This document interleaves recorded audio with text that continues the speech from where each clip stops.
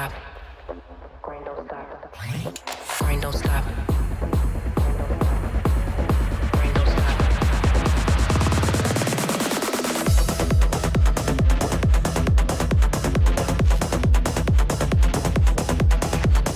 Grind don't stop. Grind don't stop. Grind don't stop. Grind don't stop.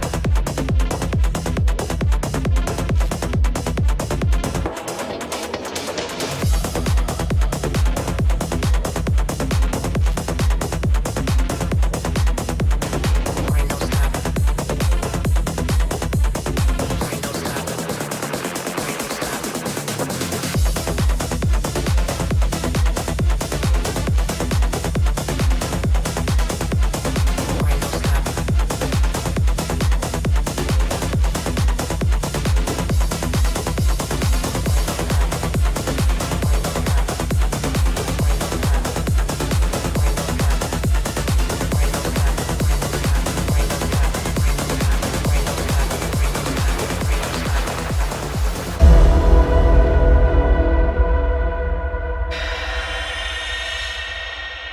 Grind don't stop. Hello, everyone. Welcome to Chewed Gum. Today is June 2nd. Happy Pride. And this is a show about rejecting purity culture, challenging misogyny, and the effects of religious trauma on women. If you would like to call in, we have our lines open, and you can call the web link in the description or the phone number that's on the screen, 720-619-2288. I'm Alyssa. Hi. And I'm Taylor. I almost started on mute again today, but I didn't. So you guys should be proud of me. Things are looking up. Things are looking up. I was just thinking of something that I was like, oh, we need to talk about this. Oh, okay. Do you know how, like, as you get older, the most random things are exciting to you that, like, it's, like, kind of embarrassing what's exciting to you as time Yeah. goes? So there's a grocery store that, I can't even call it a grocery store. It's so weird. It's called Grocery, and it's like a bulk store. So you go and you bring a jar and you weigh it ahead of time, and you like scan a little tag, and then you go around with your jar and you fill it up with whatever you would like, and then they scan the tag to take out the weight of your jar, and then they charge you by Wow. weight. That's really cool.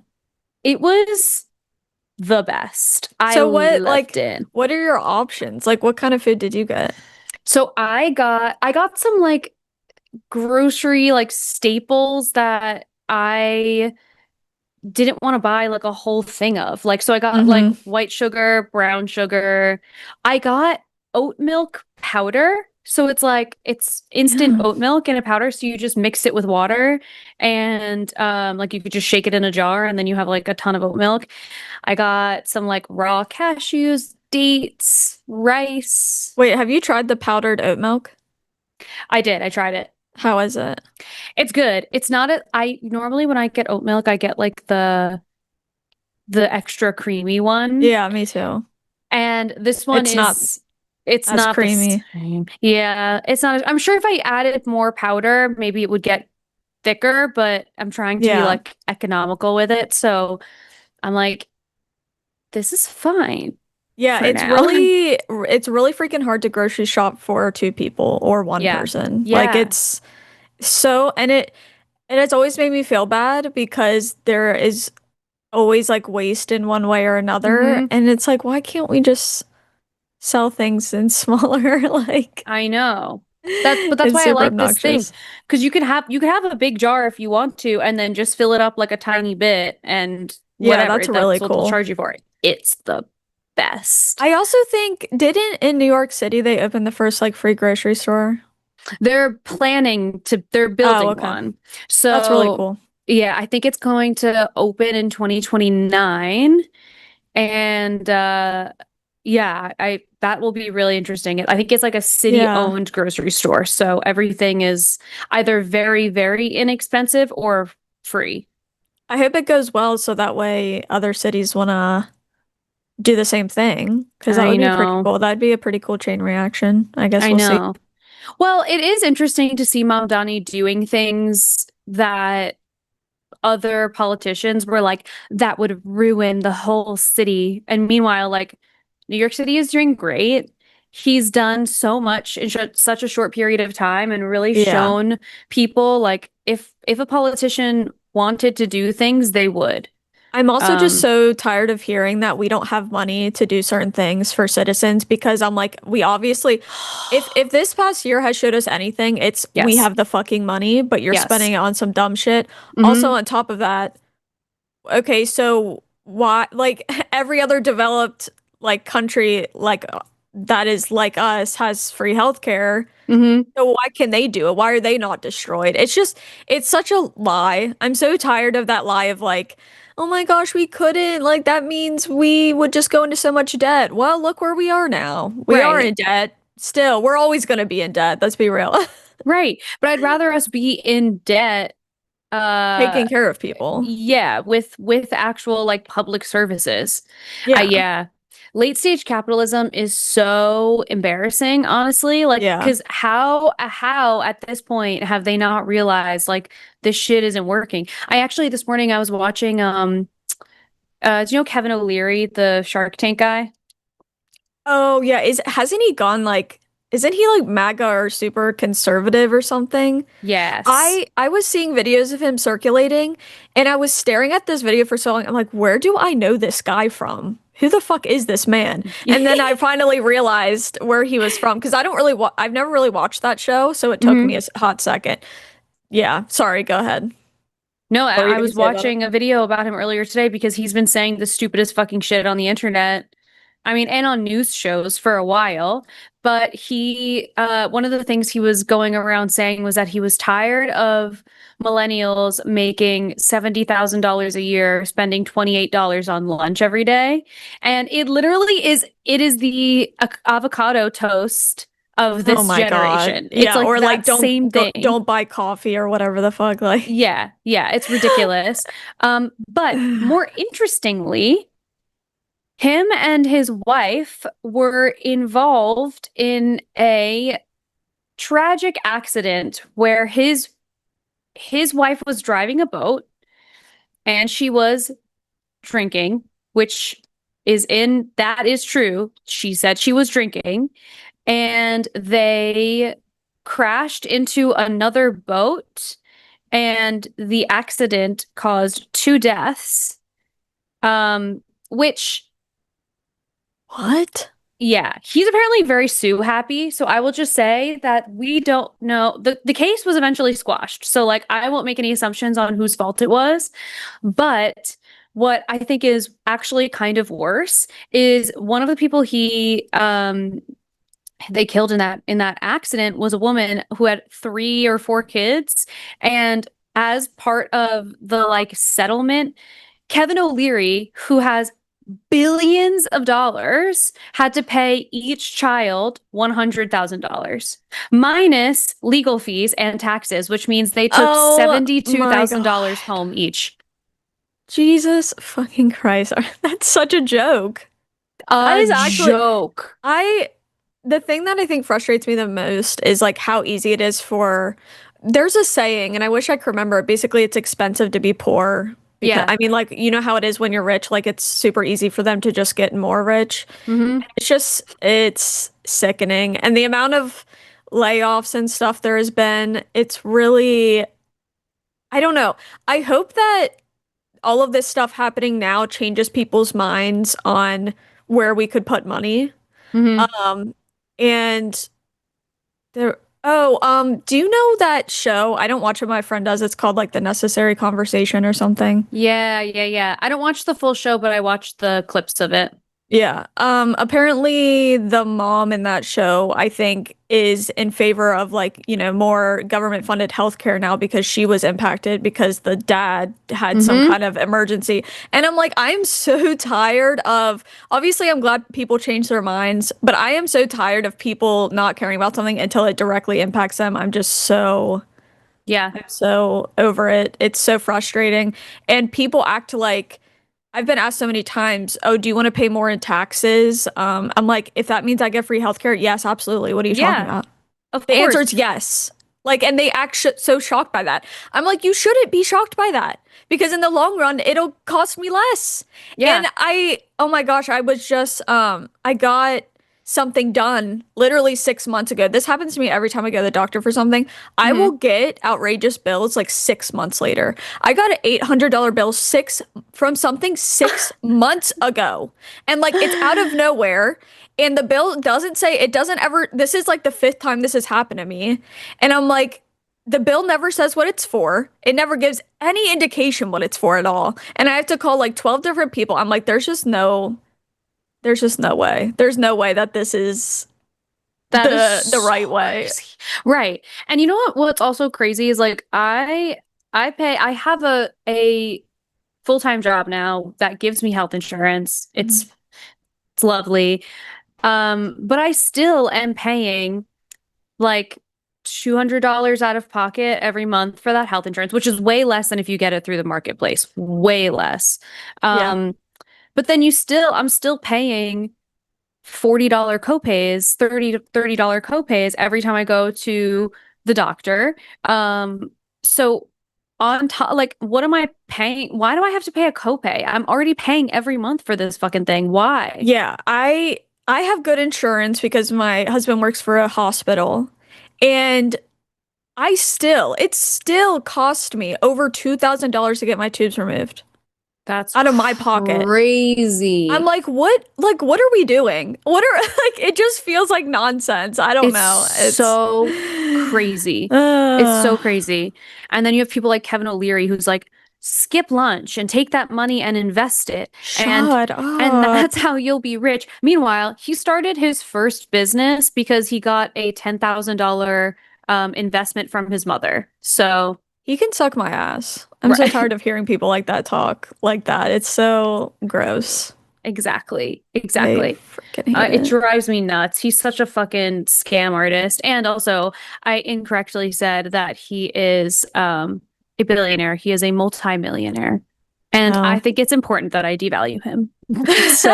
so I will. Okay, I'm gonna go grab my coffee from the kitchen counter because my Keurig really, I've been getting into my like fights with my Keurig every day, and it just takes forever. I don't know what the problem is. I need to get a new coffee machine, but I can't. I feel bad throwing away things that like work are still working. Yeah, like it works. You should put it on Facebook Marketplace for free. That's what I do with a lot of things that I don't want to throw away.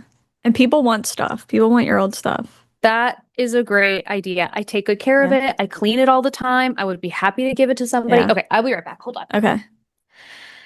Has anybody in the chat seen Backrooms this past weekend?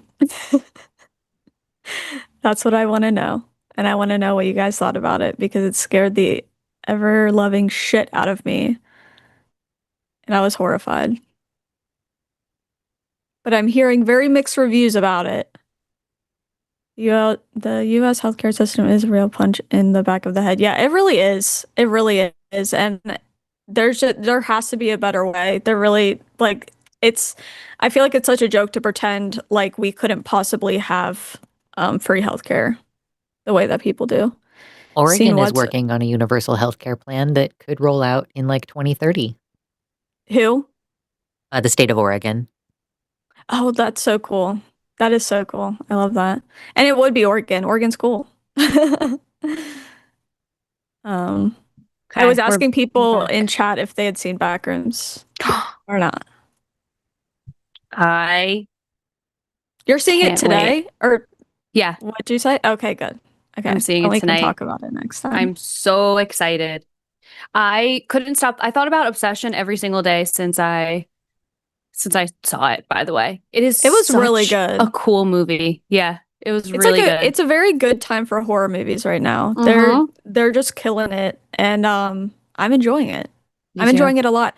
I had the realization the other day that I've been loving horror movies lately because it's one of the only genres that can actually like take me like into it, like make me so focused on the movie.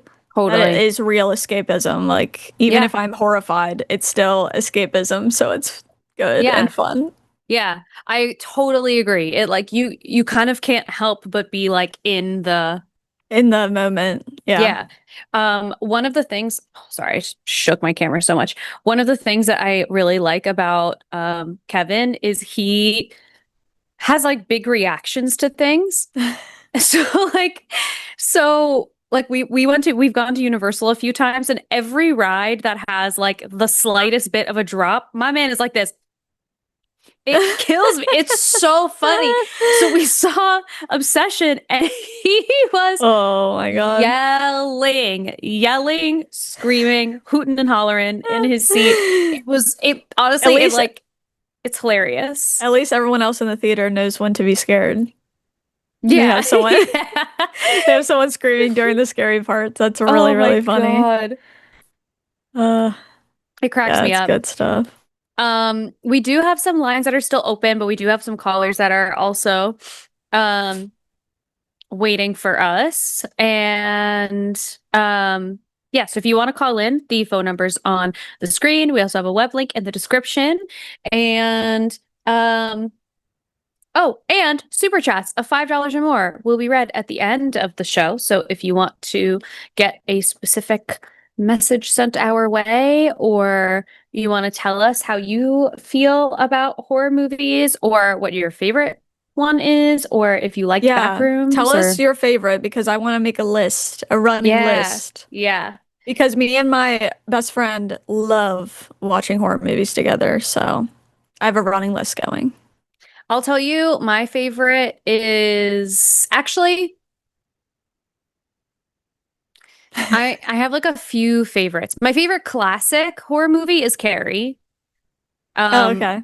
Because I think it's a movie where actually almost nothing scary like is visually happening until you're like most of the way through it. But Sissy Spacek's performance is so fucking creepy that you're scared the whole time anyway. Because she's so like, oh my God. And it's also a story about like a young girl and menstruation and all that kind of stuff. So it has like some religious themes. So I loved that movie. And I love anything that Mike Flanagan touches. Anything. Yeah. Oh yeah, we've talked about this before, and his wife is I don't know her name, but she's such a great actress in everything, including Midnight Mass, which I freaking love. Kate Siegel. That's her name. My favorite movie of hers is probably Hush. That movie was it's a great movie. Good. And in Hush, the movie is about she's a writer and she's deaf, and there's someone who's trying to invade the house. The book that she's writing is Midnight Mass. Oh, really? Isn't that funny? Yeah. That's crazy. I never knew that, but I love it when movies do stuff like that. It's my favorite. So many little like Mike Flanagan is my Taylor Swift, like, because he has all of these like Easter eggs that get dropped throughout all of his work, and it's very cool. I really love it. Really cool. That reminds me of this is random, but it reminded me of, I did not realize how insanely detailed Pokemon is. And I watched this whole historical thing of how it's based off of real cities and based off of like a real I don't know, monuments and stuff, but they base some of the Pokemon off of these ancient ruins they found and ancient tombs. And one of the things found in this tomb that was like, I don't know if tomb is the right word, but you know what I mean.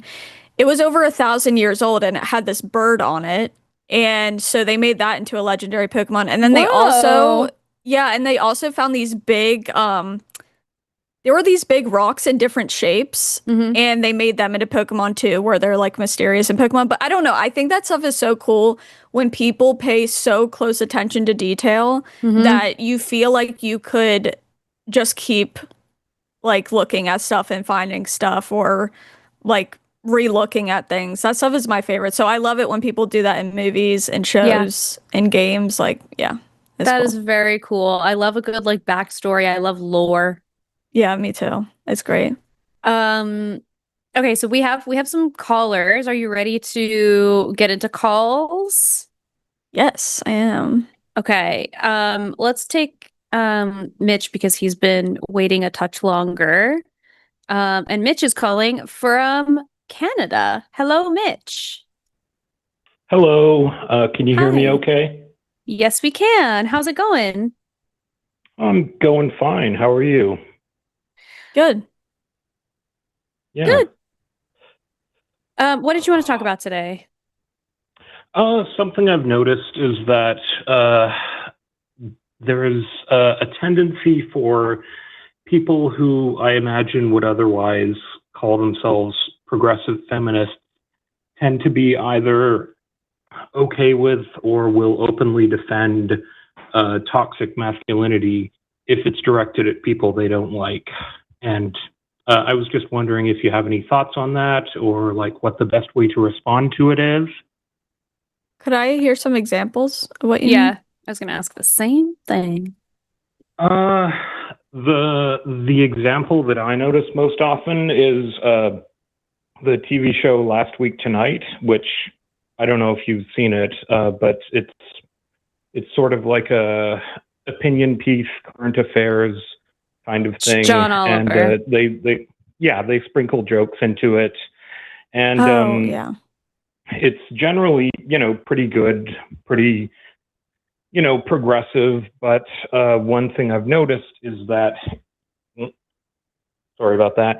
One thing I've noticed is that the host has a habit. It's not like a conscious recurring gag, I don't think, but he has a habit of insulting men by calling them virgins, which, from my point of view, is a pretty obvious example of toxic masculinity. But other people don't seem to notice that, I guess. Well, I get a lot of feedback from chat and from, whatever, the internet at large when I insult a man by calling him bald.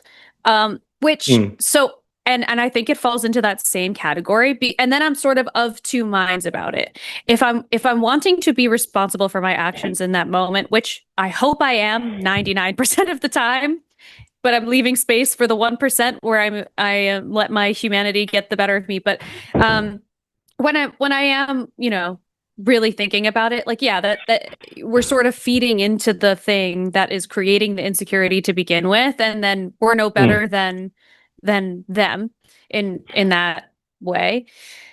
But then the other side of it is sometimes I think maybe a little less with the virgin comment, but sometimes I think about, like, specifically when I call someone bald and they're offended, I kind of am like, well, I'm saying bald because I know it'll bother you, but if it didn't bother you, like, it doesn't have to bother you because there's nothing inherently wrong about being bald. There's nothing inherently wrong about being a virgin. But, like, obviously that's very isolated from social context. Like, obviously we're saying it in an insulting tone, and so they're going to receive it that way.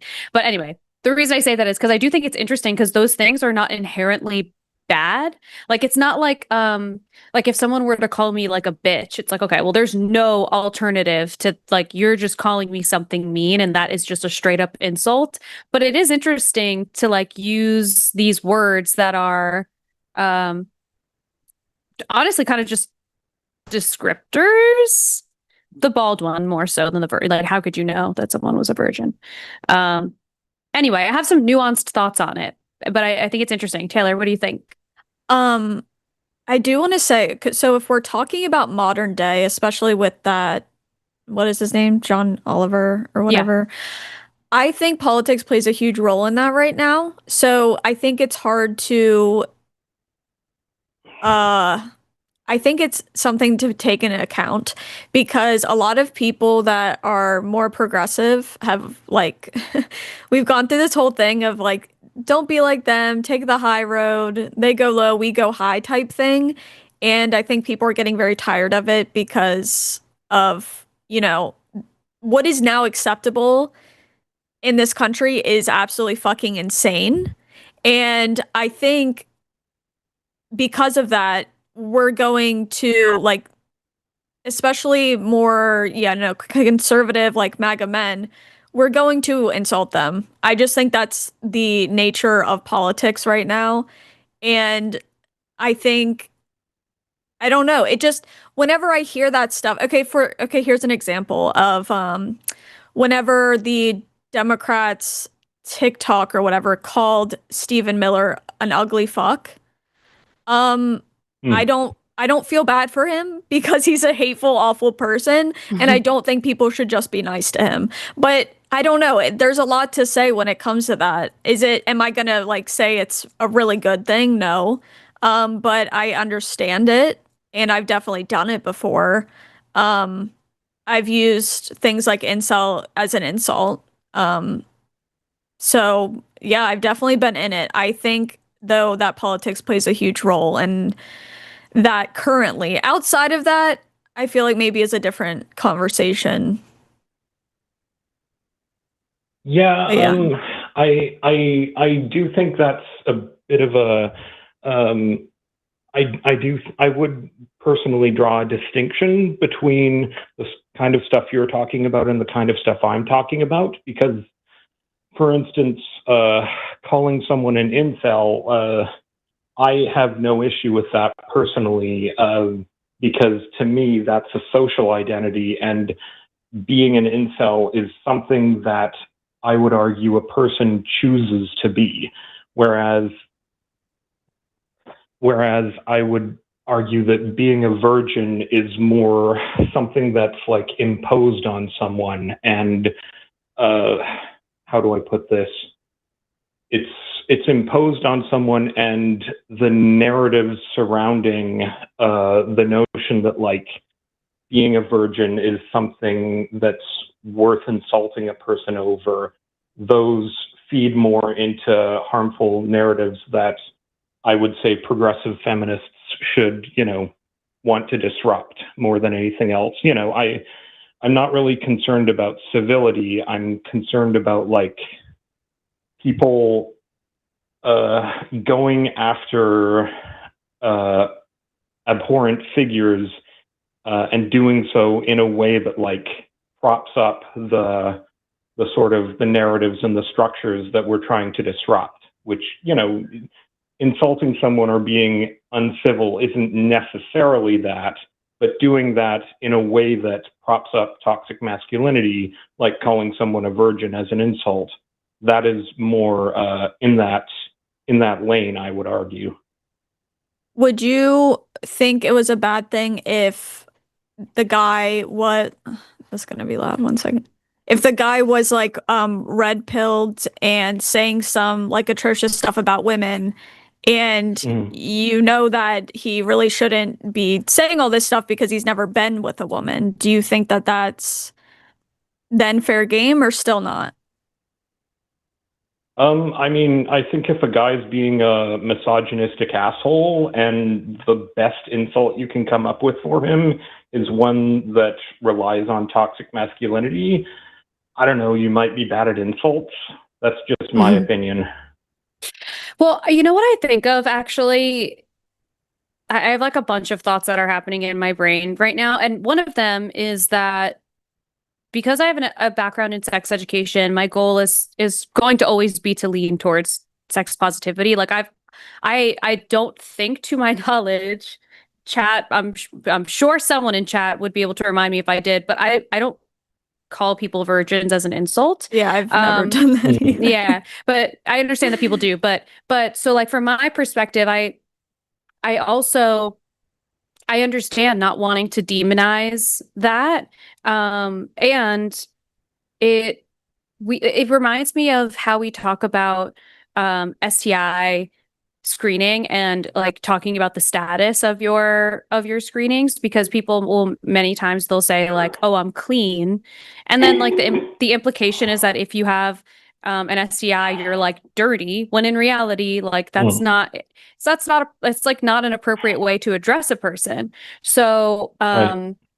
it's stuff like that where I think it's tough, because I also think when John Oliver, for example, is saying things like that, I do wonder, like, I don't actually, I'll ask you, Mitch, do you think, and you guys were kind of talking about this before, but do you think the person on the severity of what the person on the receiving end is doing that is like eliciting this reaction from him.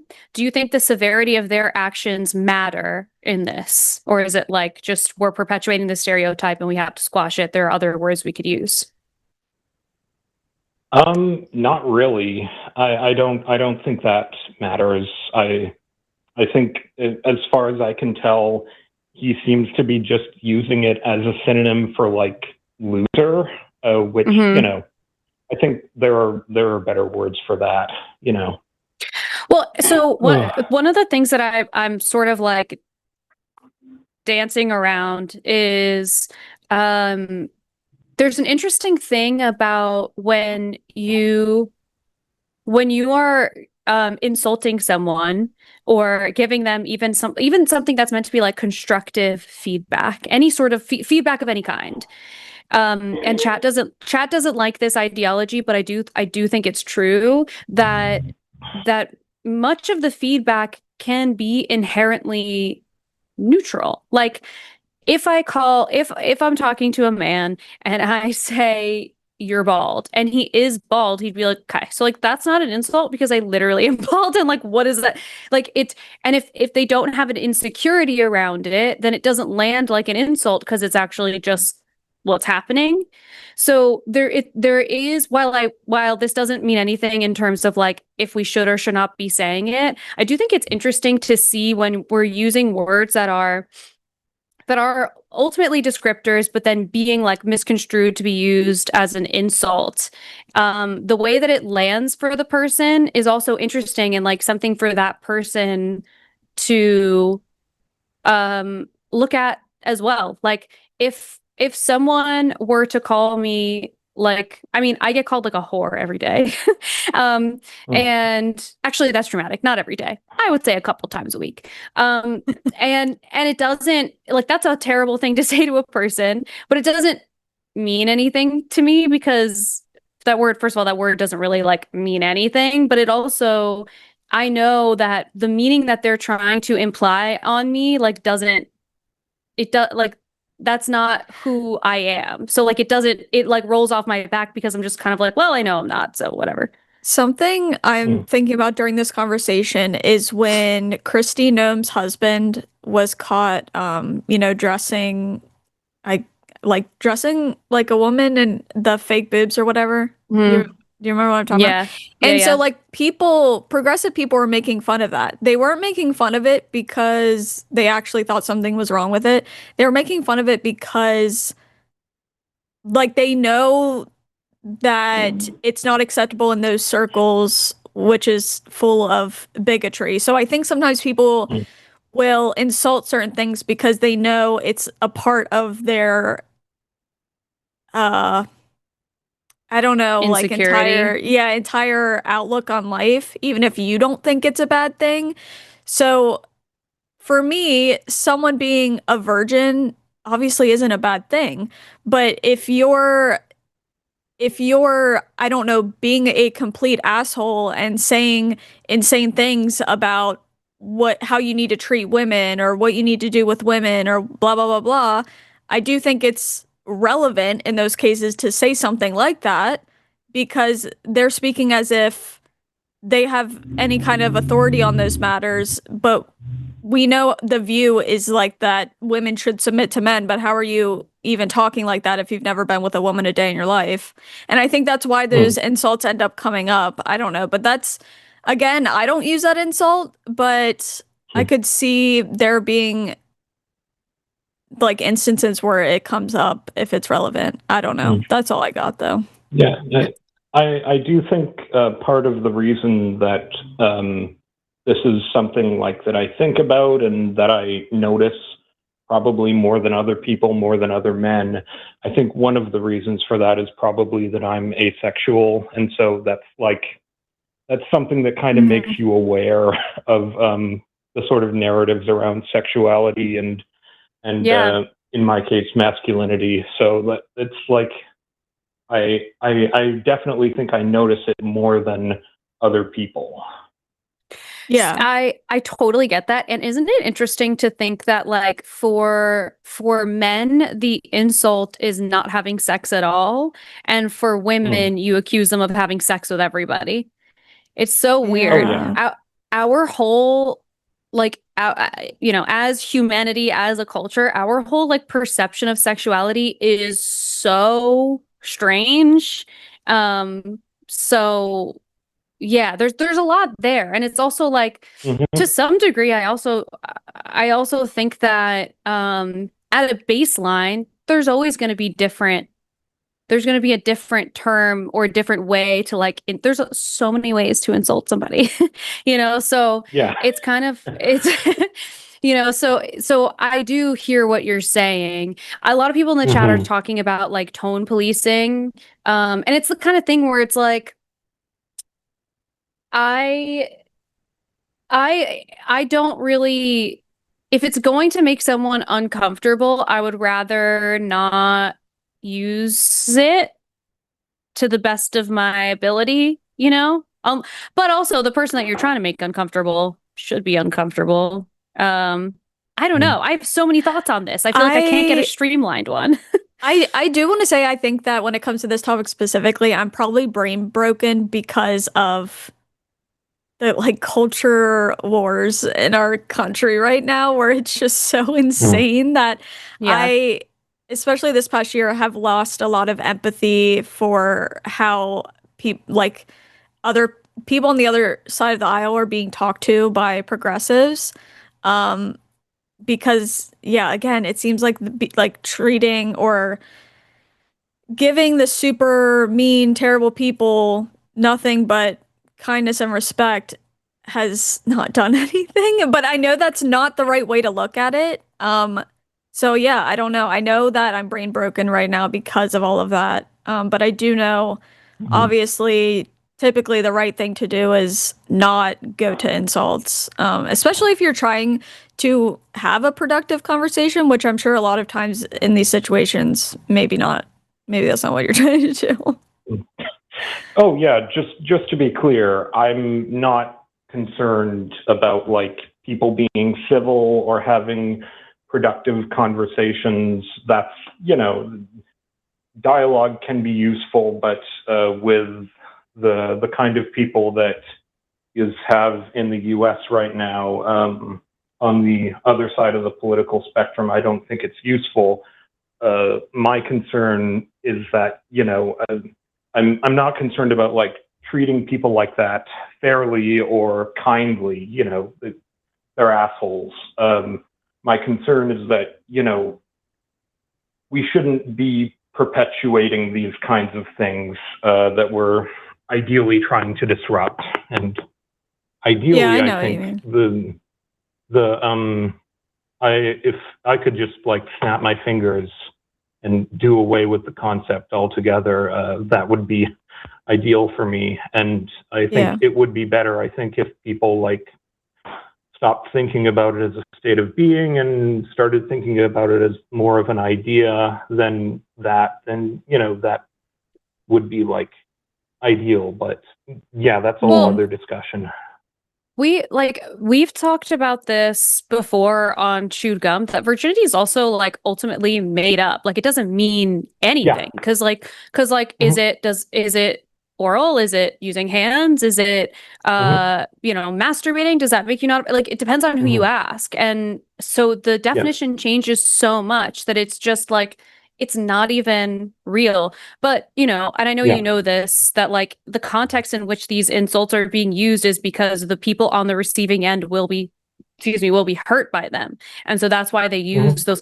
Like if you were to call like Andrew Tate, I don't know, if you were to call him like a loser, I think that might roll off his back. But if you were really trying to hurt him, maybe you throw virgin his way because that's something he values. And like part of his like image that he's trying to portray. So, it's kind of like, it's a funny thing to like debate the how to best insult. Well, not that we're really debating, but to like discuss like how do we best insult someone without offending everyone else. It's a tough thing. And like, I remember, there's a content creator. Her name is Drew Afualo. And I don't really align with how she handles things, if I'm being honest. But she makes content responding to other crappy men, whatever. And she has said before, like, if I was not talking about you, then why are you offended? And so that's also something that's interesting that I think about too. And it's kind of related to like the parts of like, you know, of this that are related to the person on the receiving end more than anything else. But you know, but I also understand like the want and need to have to feel progression in that space too, because there's like actually nothing inherently wrong with being a virgin. Like it literally means nothing. Yeah. Well, I personally would say there is, because if you're a virgin, it means that virginity still exists, and that's bad. But it doesn't mean anything bad about you personally. That's the way I would put it. Sure. Yeah, I get that. Okay. Well, do you have anything else you want to add, Mitch? I guess what I would say is, you know, if that's the best insult you can come up with, I don't know, maybe there are more important things than finding a way to like insult someone that they care about. Sure. Yeah. Well, you've given us something to think about. Thank you, Mitch. Thank you. Thanks for calling. Bye. Bye. Bye. I wanted to try and get one of the people in the chat called in, and I believe he's at work, so I want to try and get him in now while he has a little bit of time.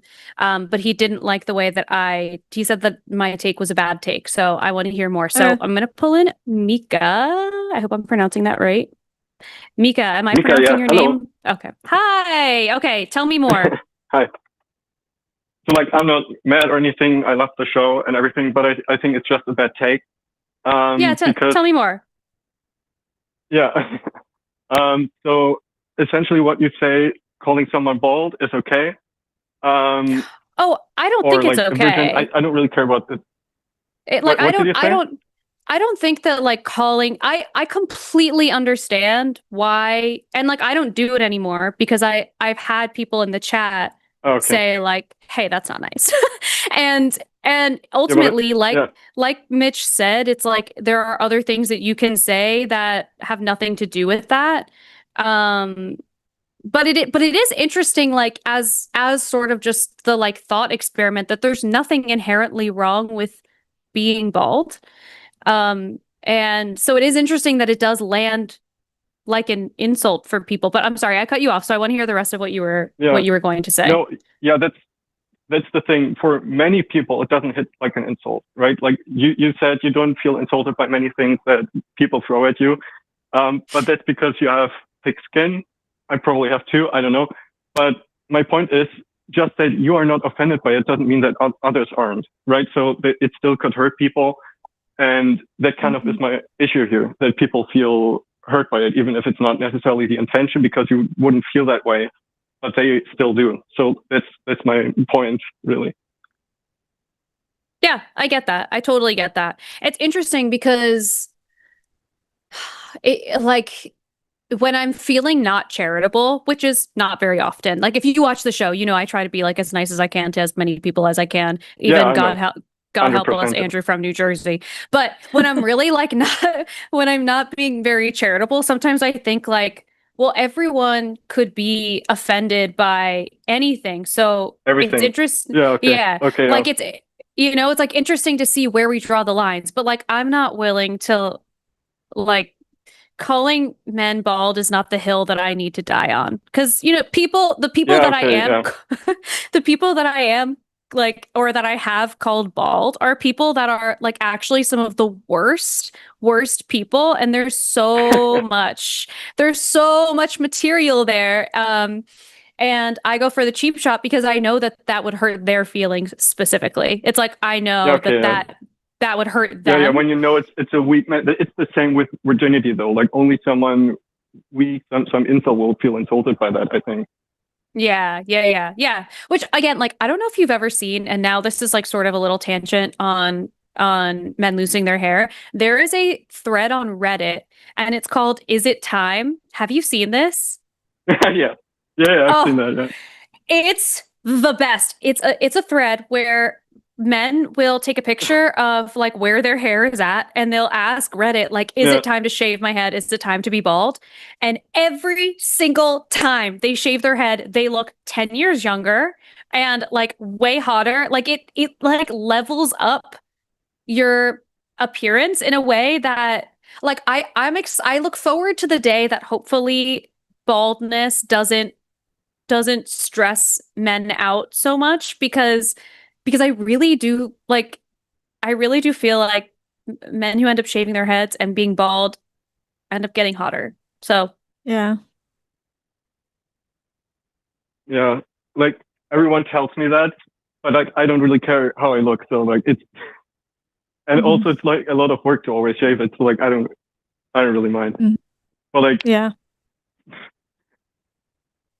Well, but I appreciate everyone tells me, and that's why I'm not doing it. You're not doing it? Because then it feels forced. No, I looked at it.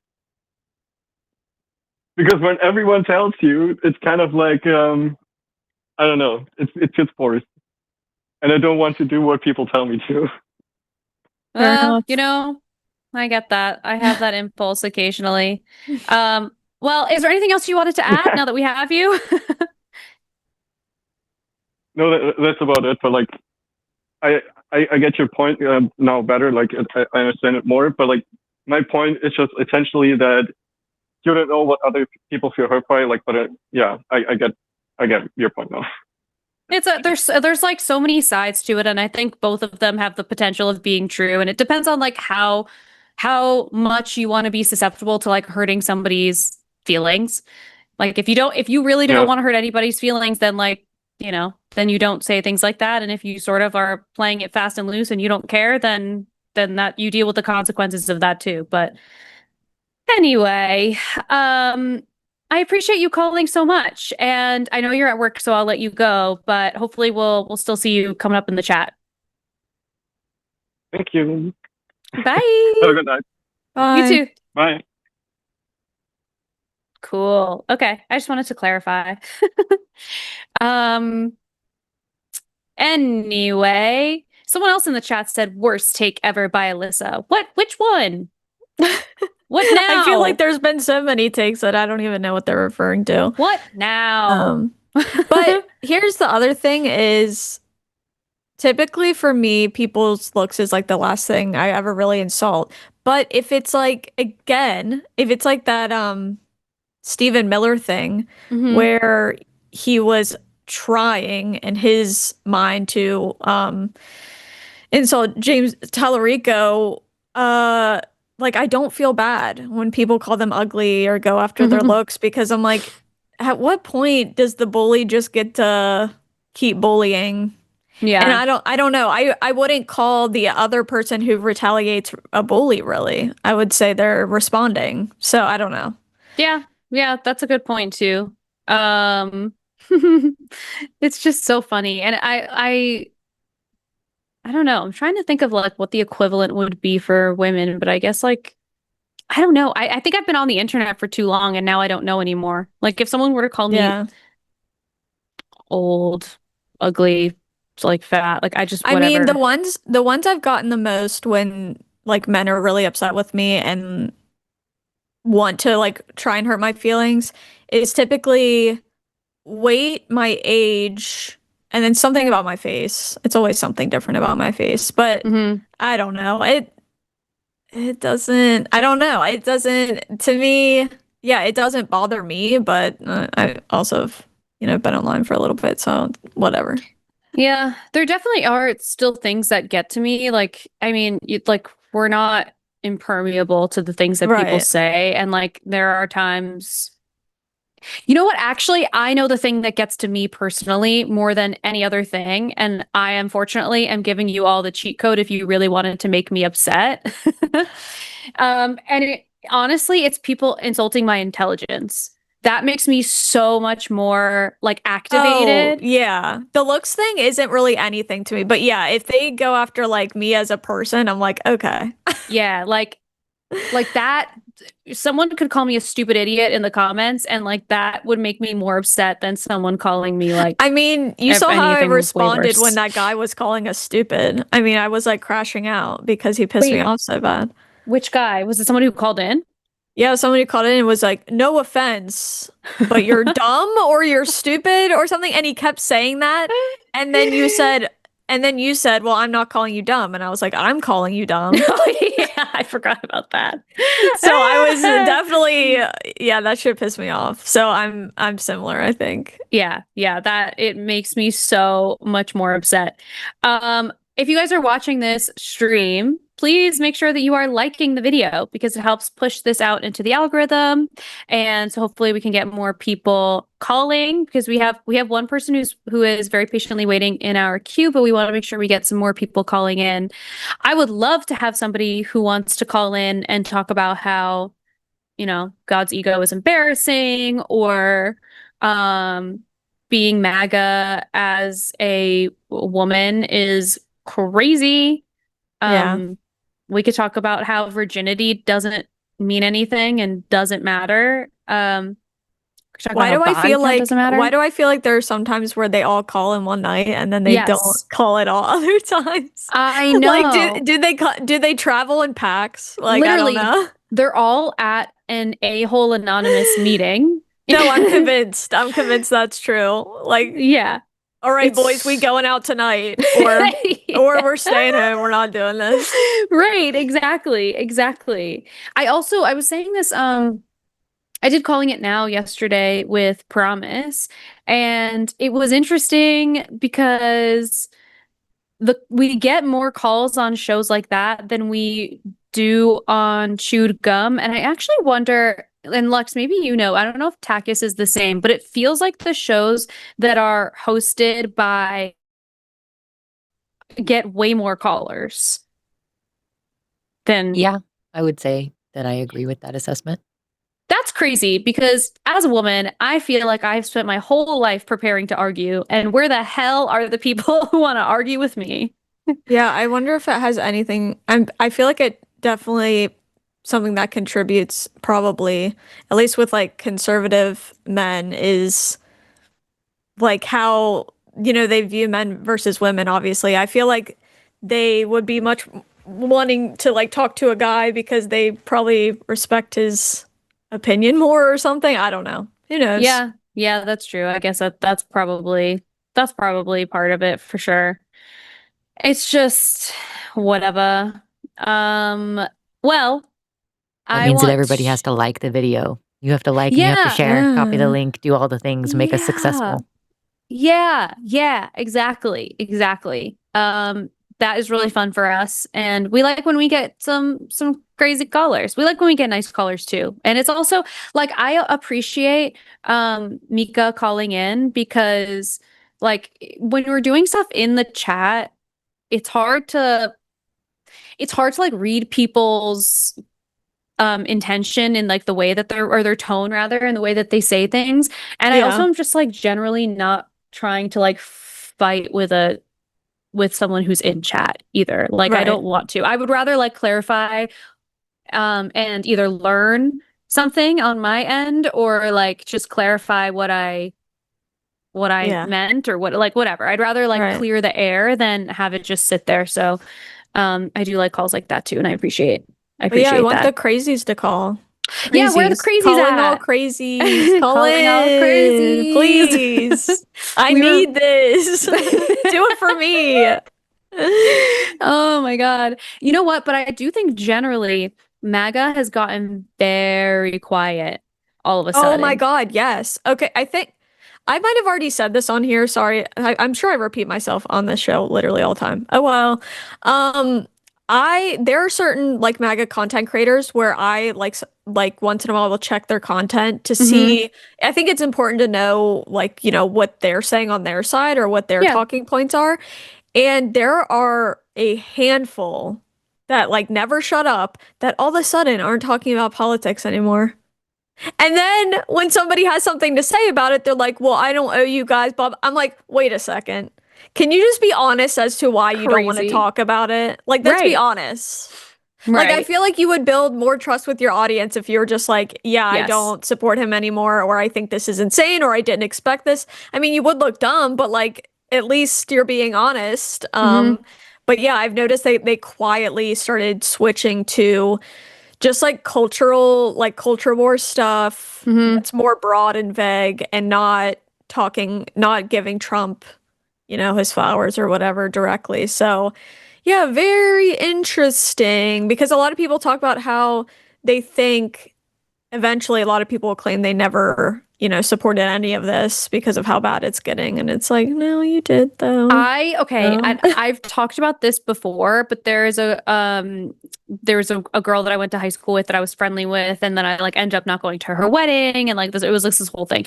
That girl, I have screenshots of some of the stuff that she posted. So if she ever tries to fucking backpedal, I am there with receipts. I am there because I refuse. And one of my friends, she had posted, I can't remember like what prompted her to post it when she did, but she had posted that she legitimately has printed out and in a folder all of the times that people she knows has posted MAGA shit, because she was like, at some point, so they are going to try and backpedal. They are going to try and say that they were not that into it. The thing that sucks though is a lot of them will just say they didn't see this coming. Like that's our excuse, and it's like that's so insane.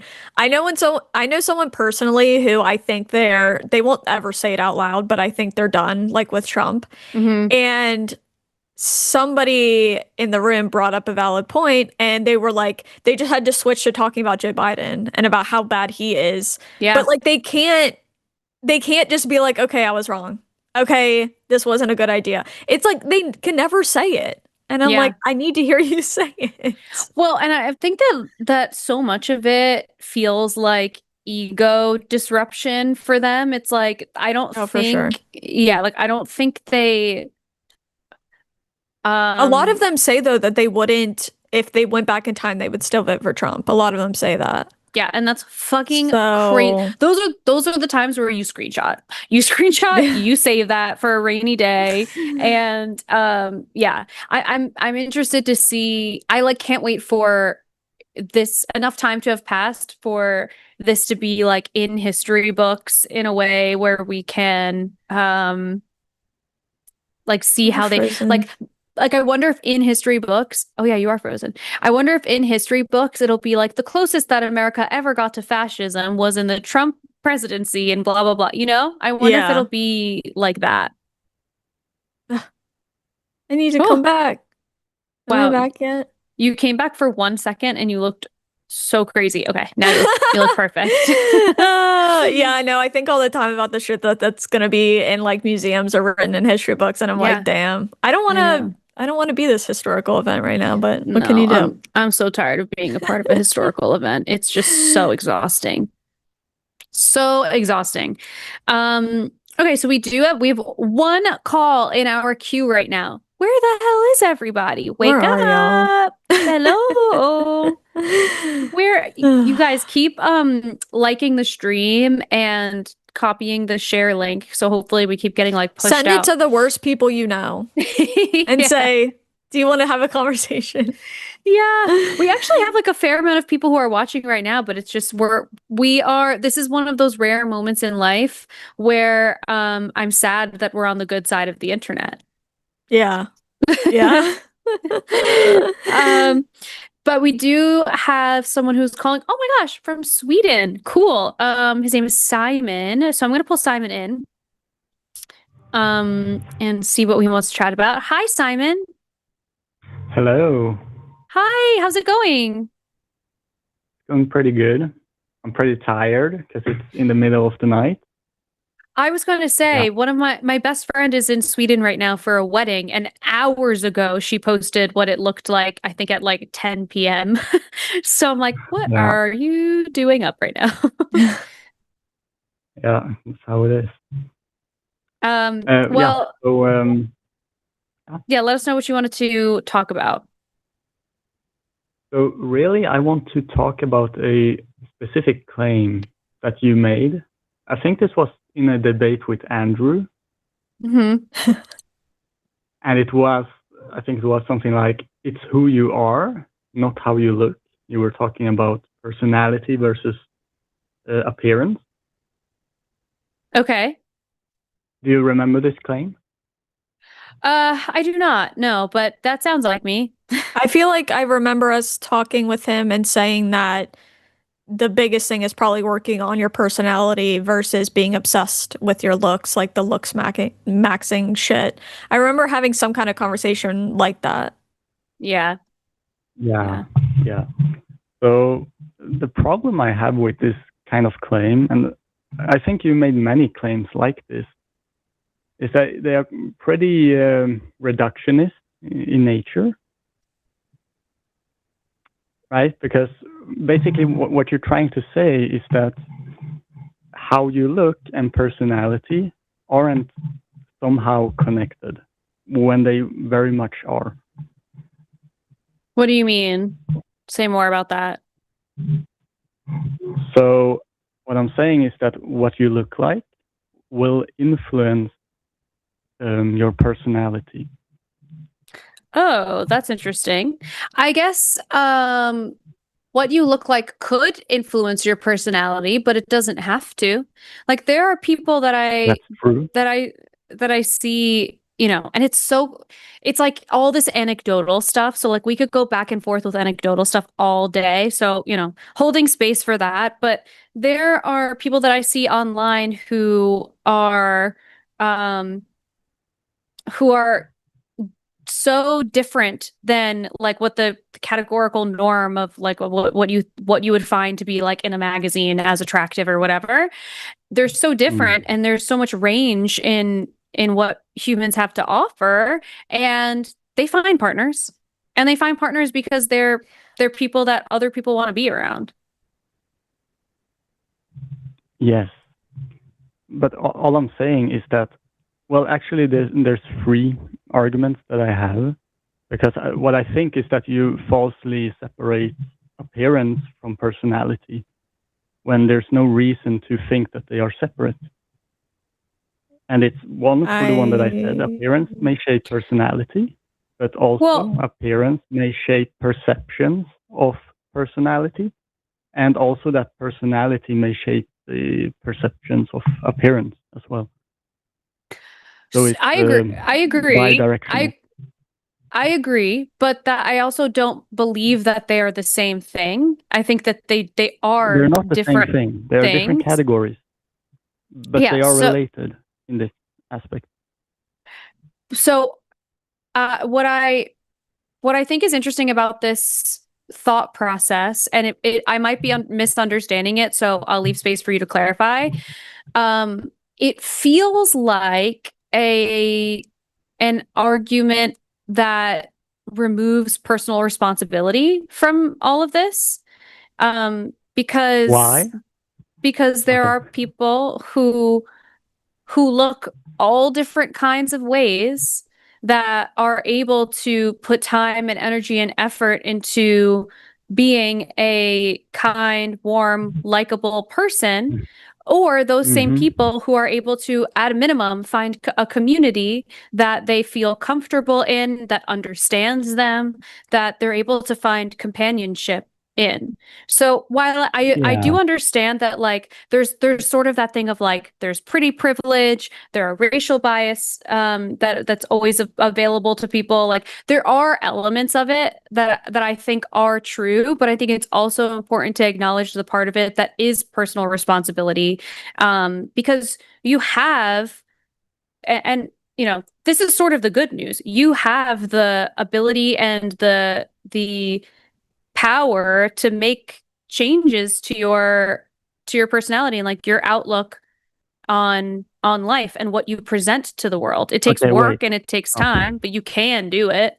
Also, this conversation was, if I remember right, surrounding like what men should do to improve. And I still stand by the fact that women care way less about looks than men do. And I think that's one thing that is important to note, because it's not like, oh, if you're a little why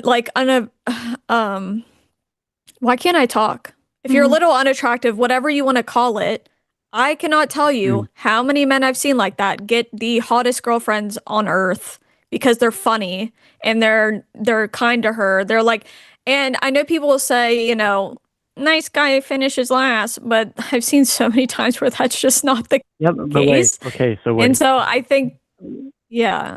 I think okay, go ahead. Maybe you're not understanding here. So, okay, if I ask you, why does it matter if it's personality versus attractiveness?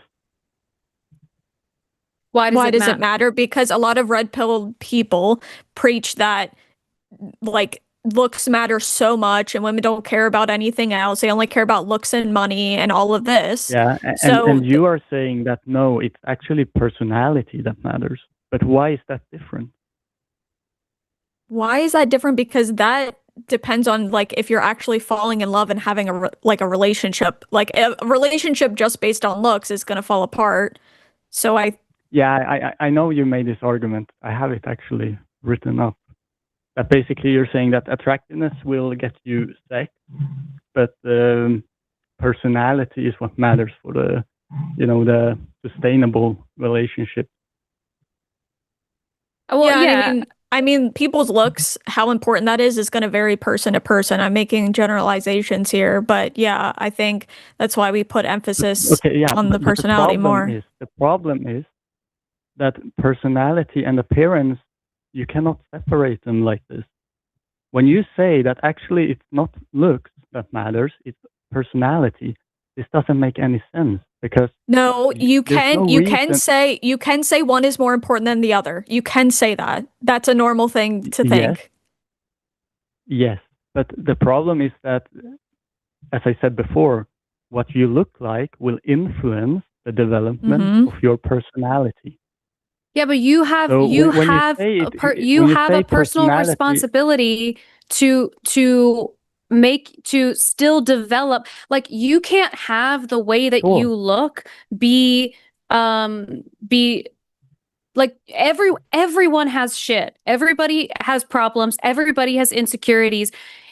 You can't make it everyone else's responsibility. You can't make it everyone else's problem. So like, I understand what you're saying and I agree to an extent, but at a certain point you have to take personal responsibility and work on yourself. So what you don't agree with is the fact that it would sort of remove the responsibility. Wait, sorry, say that again? The thing you don't agree with is the fact that it removes responsibility, or at least this is what you think it does. Yeah, I think that argument that the way that you look influences your personality, while I believe that there is an element of that is true, I don't think that is a fair rebuttal How is for that this. Not fair? Because go to therapy, get hobbies, find community that feels right and appropriate for you. Like what you're presenting to me is a victim stance. You've decided that you are a victim of your looks, and so now your personality suffers and there's nothing that we could do about it. And that's silly. Okay. And it also by the way, when you make an argument like that, you put yourself in a position where you have zero power. You have zero ability to change, and you're accepting the circumstances as they are. And I'm not okay with that. If you have the ability, Simon, to work on it. I also want to add that in this conversation we were having, if I remember it correctly, Andrew was talking about people getting like height surgery, like stuff like that, and that's what will like help these men. So I don't understand why you're pretending like it doesn't make sense to emphasize the personality, because that's what is going to make you more successful in forming relationships. We never made the claim that these two things are completely separate and don't have anything to do with each other. That was never said or implied. Well, it sort of is implied when you say No, that it's not. who you are, not how you look. No, it's You not cannot implied make at all. This kind of claim. It's not implied Well, at all. if you I think never they are- said that looks don't matter at all. I've never said that looks don't matter at all. I've never said that, and I would never say that. No, Alyssa said this. I don't believe that I did. That's a very definitive thing to say, and I try to stay away from saying things like that. So I don't believe I would have ever said that looks don't matter at all. Obviously, And when you say matters, looks. Wait, when you say matters, do you mean as in you find it important how a person looks, or that it influences your personality? Both. It can be both. Yes, exactly. I think you're disagreeing with something that we never said. Yeah, no one here is saying that looks don't matter at all. What we're saying is that personality and who you are can supersede the way that you look if you feel that for whatever reason you are not an attractive person. Like, you can actually still find partners and people who are interested in you based on how it feels to be around you. How do I feel when I'm around that person? If I feel good and I feel cared for and I feel whatever, then I could give a shit what they look like. And by the way, what Taylor had mentioned earlier, that women care less about looks than men do, we have survey data to show that that is the case, that men prioritize looks more than women do. And I also think there's an element of it too that's interesting, that I think a lot of what men do looks wise is to impress other men more than it is to impress women.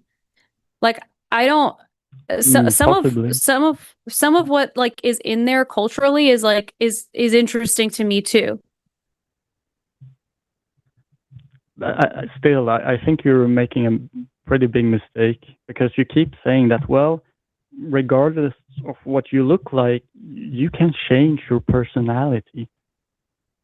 Why are you making this claim? Why do you think this is true? Because it's not about changing your personality. It's about working on yourself as a human being, which we should be doing anyways. Yes. And all we did was emphasize that. But what does this mean? What part of personality do you feel like you can't change? Like, what part of your personality do you feel like is immovable? So I cannot change who I am. I will always be, personality is usually quite stable throughout your lifetime. Agree? But your personality, do you think people can turn into other people? You as a human being will evolve over time. You will change elements of your personality. So, like, who you are as a person, there are elements that will stay the same, but there are elements that will change and that you can work on. And when we're talking about relationships, we're talking about how you relate to other people. Yeah, communication. That is a behavior you can change. How you relate to other people, you can absolutely, that's a skill you can learn. Of course it is. You don't think that's related to personality? It is. It is. What That's do you mean? What I'm saying. Like, the way when you I relate say, to a person is part of your personality. When you said it, it was too like black and white. Like, when I said I didn't, like, we're not saying change your personality. What I mean is, like, you don't have to become this whole brand new person, but you can change your communication skills. You can go to therapy. If you need to get on meds, things like that. Yeah, that will impact your personality, but I'm not saying you have to pretend to be a different person. Well, I'm saying that you really can't pretend to be anybody else than who you are. But I just said I don't think people should pretend to be somebody else. I just said that. What we're saying, Simon, is But why then do you say that personality is so important and that people should work on their personality if you agree that personality is probably not in your control to begin with. Because there are elements of it that are in your control.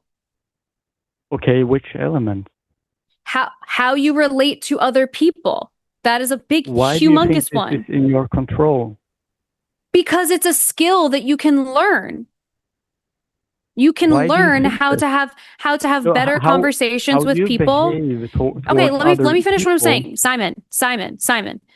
How you have conversations with other people, you can absolutely work on that. You can work on how to be a better listener, how to be a more objective listener, how to have conversations with a person who disagrees with you and still be able to remain neutral. Those are skills that you work on. You work on, as someone in chat said, your emotional maturity. Like those are things that you learn over time if you are willing and open to do that. And part of, by the way, personality, like how many times have you heard that a person is stubborn and that's part of their personality? You absolutely can change stubbornness. Absolutely you can.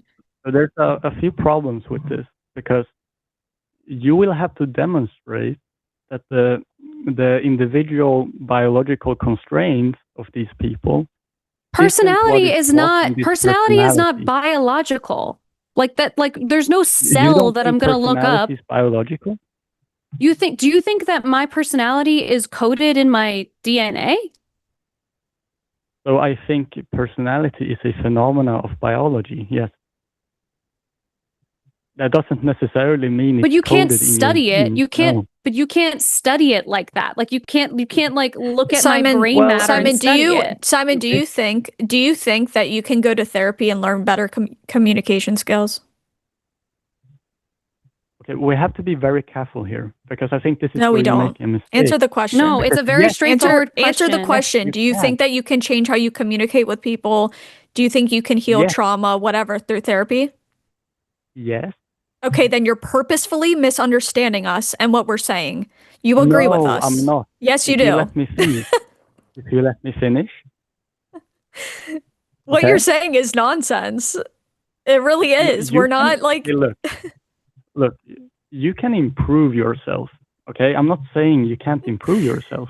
What I'm saying is that every individual has constraints over how much they can improve and how they can change as individuals. Okay, and this is a function of their biology and their circumstance. We never said that you can change every... other than this. We never said that you could change every part of your personality. We actually pretty explicitly said there are parts of your personality that you can work on. We never said your whole personality changes. I think you should go work on your communication skills. Like what are we talking about even? Because it sounds like you're just determined to disagree with me, but we actually agree that there are parts of your personality that you absolutely can work on.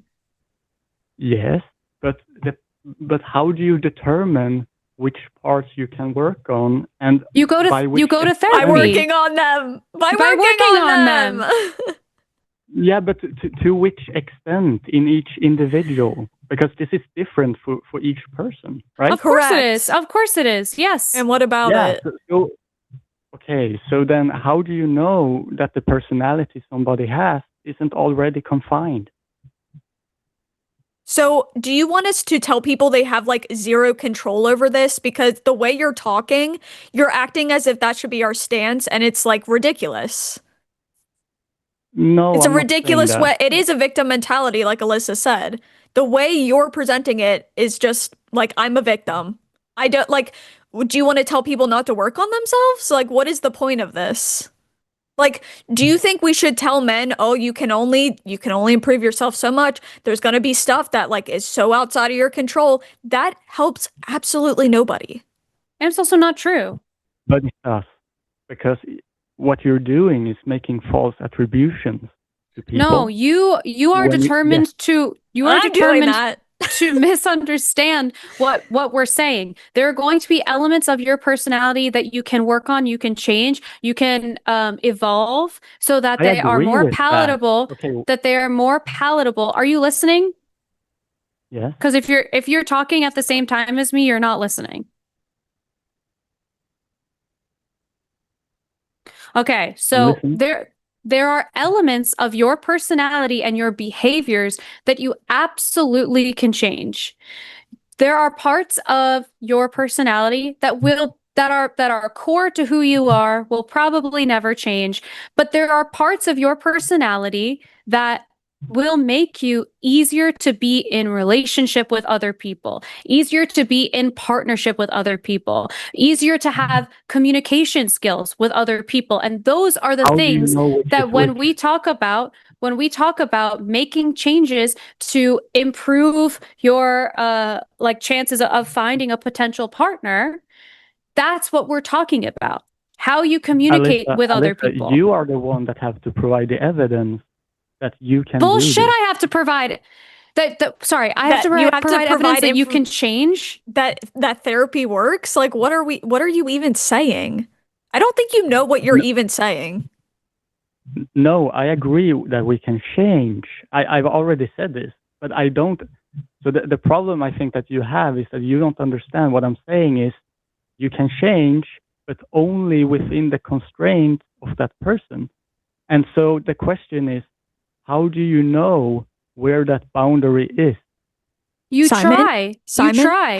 how the fuck would we know that if it's individual to every single person? We're not mental health professionals. That's my point. That's my point, Taylor. You it's- cannot know that. And so why do you make that But there claim? are going to be elements of who you are that you can work my on God. to make yourself a better partner, a better person in relationship to other people. You can change those things. Maybe you can't change everything, but you can change those things yes, to make you of course. So you can improve. This is when we were having this conversation with Andrew and we were comparing looks and your personality. The point is, and I'm sure you understand because you hear Andrew, you understand the parts of him where you could look and hear what he says and say, if he has a little more education, if he went to therapy and worked out some of his emotional stuff, like some of the bias that he has for women and you know, whatever, people in his community, what he could create is completely different. Like he could work on those things and expand himself if he chose to and make himself more available to a potential romantic partner. What stops him from doing that right now is he's in an echo chamber where you know, they're giving him like, you know, information about who he is, who he should be. And I think a lot of it is tied up in like ego stuff. I think it's tied up in believing that his worth as a man is tied to being this like sort of alpha, to not being in touch with his feelings, whatever. But if he got rid of that mentality, if he went to therapy, he worked through some of this stuff, he took personal responsibility for fucking once. Andrew doesn't take personal responsibility pretty much ever. If he did that, he would be a completely different person. You don't know that. Now you're making another reduction claim. Simon, do you know what implied nuance means? Yeah. Yeah, like if we make a generalization, in every single conversation you have, almost, there's implied nuance. So if we say, hey, it's probably good that you work on your personality because that's, you know, what's gonna form your relationships. That's not us saying, oh my gosh, I know what every single person can change and what they can't change and it's called implied nuance. I also have obviously everybody's going to have a different situation. I also am saying that he could be a different person. I'm not saying that he will be a different person. I'm saying he could. There is potential there, and so your options are change. Yeah, but then because Simon, what's the alternative? Everyone else around him has to change. We all have to change the way that what we accept because you have decided to resign yourself to this is the personality that I have. Okay, Simon, so what are you going to say to him? It's not a lie. What are you going to say? What would you say Tell to us him what then? you like. I'm just please. That'll solve all of this. Okay. You quite literally just admitted that you don't actually know why people are who they are or how much of them can change. Simon. And now you're saying, stop well, talking. What else are Stop we supposed talking. to say? You need to answer this. What would you say to him? What would you say is important to deal with situations as far as forming relationships? What is your opinion on that? So I think, like you, I think personality matters, and what you look like matters, and life experiences and how they shape you as a person. All of these things Life matter. experience, those I shape you wouldn't- as a person. I That's wouldn't interesting. Pretend, wait, can I finish? I wouldn't pretend that Andrew can change all of these things, or that he should be blamed for being this kind of person, because I realize that there are probably many factors that he has nothing to do with and no control over. And that's where the shape implied who he nuance is. comes in. That's where the implied nuance comes in right there. What you are talking about is the implied nuance. Do we understand that? Can you describe? What I mean by that is What did I say that's wrong? we're not saying that we know everything about him and what can be changed and what can't. This is general talking points. This is generalizations that happen every single day. And you have to include the implied nuance. That's how we're able to have a conversation without talking about something for 2 or 3 hours. Taylor, let me give you an example. This is like me going to a homeless person, and I describe the homeless person. I attribute his homelessness to him being lazy. That's what you guys are doing. Fucking thing. That's not the. That's Listen. Yes, that's what you're doing. And I would be standing next to you guys, and I would pretend like, guys, like he's homeless probably because of many.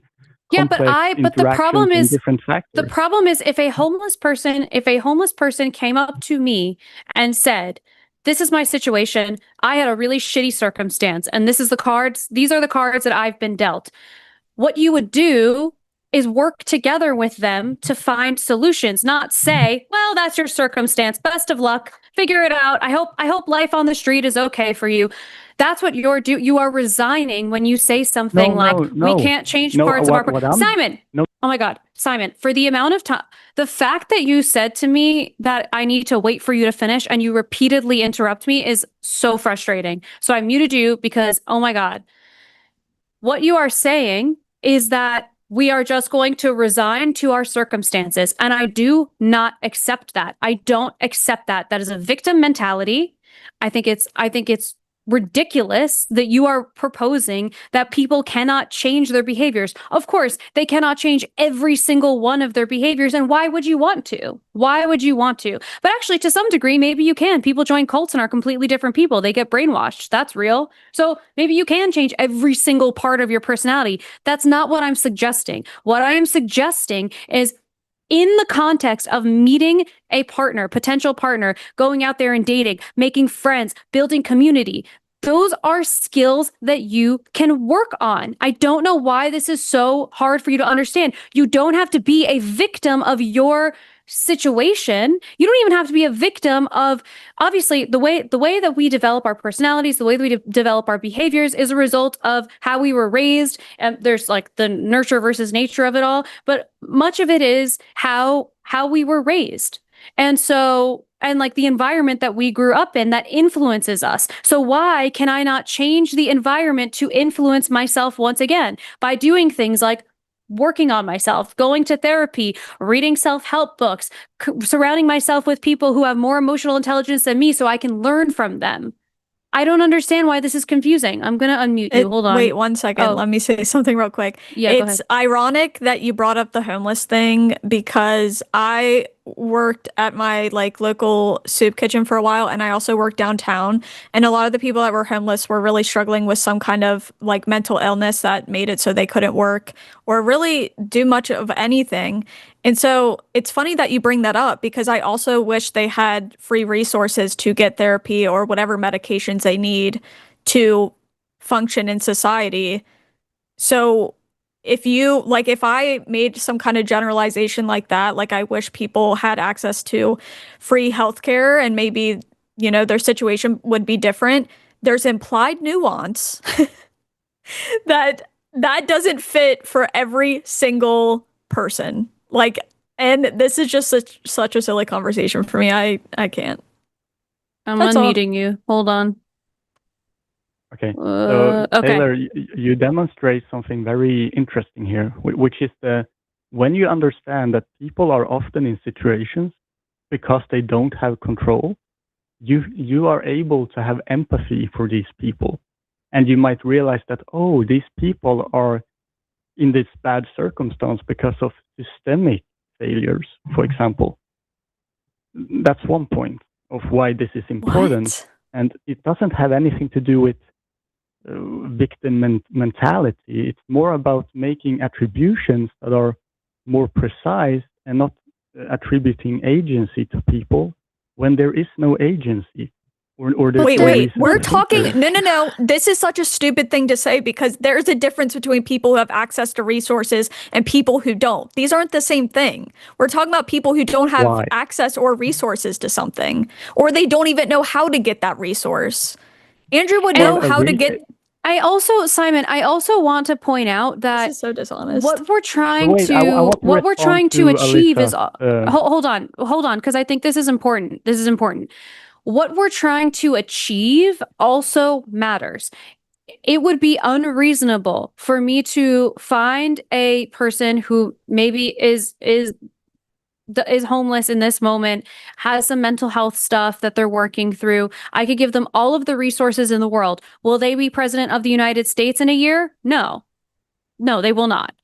When we have these conversations where we're talking about, when we were talking to Andrew and we're talking about the potential of being able to date and find community, that is not an unreasonable expectation to set. This is not unreasonable. I don't know why you are making it feel unreasonable. So let me. And then you're explain. also giving said us false before- equivalencies No, that please, are let me talk before unreasonable. I forget. Can I talk? Sure. Thank you. Okay, so Alyssa, you asked like, why can't I change when I'm an adult, right? The problem I don't think with this I is don't that- think I specifically asked that, but go ahead. Well, you did. You said, well, why can't I look at other people and improve myself and get better and better and so on? The problem is that most of our development happen when we are children, and the epigenetic effects from the environment on our genes, they have the most effect at that age when our organs are developing. So it's a mistake to think that just because you are changing all the time as a child, that you can do the same when you're an adult. It doesn't work like this. Simon, Do you know what I think is way more harmful is telling people they don't have any agency, Yes, and that they are 100%. their childhood trauma and they're just stuck there. There's nothing they can do about it. Because There's nothing it's they just- can change. It's so it's just ridiculous not what you're true. saying. There's It's a just not reason. true. There's a reason that therapists emphasize agency, Simon. They're smarter than you on this topic because it doesn't make sense to just say, No. you know what, there's not much you can do. I You can only understand change so much. the Let's put reason limitations why on you. would do You know, maybe you can change your communication, but you really can't change that much. Like what are you even saying? It doesn't make No, sense, okay. and it's No, ridiculous. Wait, you don't have to get angry, okay? Relax. I'm No, not you're saying that you're these things frustrating aren't good. because I think you're purposefully misunderstanding every single thing we say on purpose. No, I think this is therapy on great. purpose. Therapy is great. You should continue with that and have Great, these that's things. not But we relevant. also have to be realistic and acknowledge all of the limitations imposed on people. Yep, and that's called the individuals. implied nuance. I keep saying that. Obviously, human beings have limitations. Everybody knows that. That doesn't need to be said. But when I listen to you on different debates, it doesn't sound like you think this. Yes, it does. You're just not getting the implied nuance, and there's nothing I can do about that. I'm pretty sure No. a lot of people in chat would agree that when we make generalizations, there are exceptions to the rule or there are different levels to what we're talking about. Most people understand that. And if you don't understand that, there's nothing I can do to help you. Well, no. So now you're trying to make me seem like I don't understand what's going on here when it's quite the complete opposite. You have, I literally have claims from you right here. Like, for example, attractiveness only matters for sex, but personality matters for sustainable relationships. This doesn't make any sense. Like, Personality if you does matter. actually Personality does understand- matter. I don't believe for a fucking second, by the way, that I said attractiveness only matters for sex. That's a I can guarantee to you I did not say that sentence. I think that you manipulated what I said and boiled it down into a sentence that I did not say. It's just black and white thinking that you're going with. document. It's like ridiculous. And It's also actually you're insane. giving me I'll these send you the you're document. giving me these sentences also completely devoid of context when we were having a conversation with Andrew, which the context of those conversations deeply matter. And what's making me so angry, Simon, not in this. stop talking. Holy fuck. Oh my God, I'm muting you again. What's making me so angry about this is I don't have anything else to add to this. This is the point. And I'm tempted to kind of like just drop you after I say this because you want to keep going in circles and trying to prove something and ask me for a burden of proof. What the fuck are you talking about? Human beings have the capability to change. We have a capability of gaining emotional intelligence, of learning new hobbies, of expanding our ability to communicate. You think that doesn't matter? You think that Andrew should just resign to who he is and just leave it as it is, and I should tell him, well, tough shit. This is the cards that you were dealt. That's fucking stupid. I would never do that. My goal when I have these conversations with Andrew is to inspire change with him. Does it work? Maybe not. But I think we get there in little bits and pieces. What would be the point of going to therapy? And how could we attribute the success of therapy if not talking to people about how to change their behaviors, specifically the ones that they have learned their entire life from when they were children? You unpack where this idea came from, and then you say, okay, let's shift the perspective. Let's give you new tools to shift this behavior. I don't understand. This is not. I don't understand how you're treating this like this is foreign. I'm so confused. This is literally the same as that person who called about your TikTok and would not let it go. And like it's people pretending like the nuance isn't there just so that they can have an argument. It's the most ridiculous thing because he just keeps going back to we spoke in these absolutes, which we never did, and he just didn't like that we didn't give all these disclaimers. It's because we would spend all fucking day giving disclaimers to everything that we say. That's crazy. This is a live show. That's not how human conversations typically work. Right. And this is a live show where we are having conversations with people in real time. It's not a fucking TED Talk. If I were doing a TED Talk, then maybe I would give context and nuance to every single thing that I say. But you are pulling things out of context. You are saying that I spoke in absolutes where I would never say that the way that you look doesn't matter aside from sex.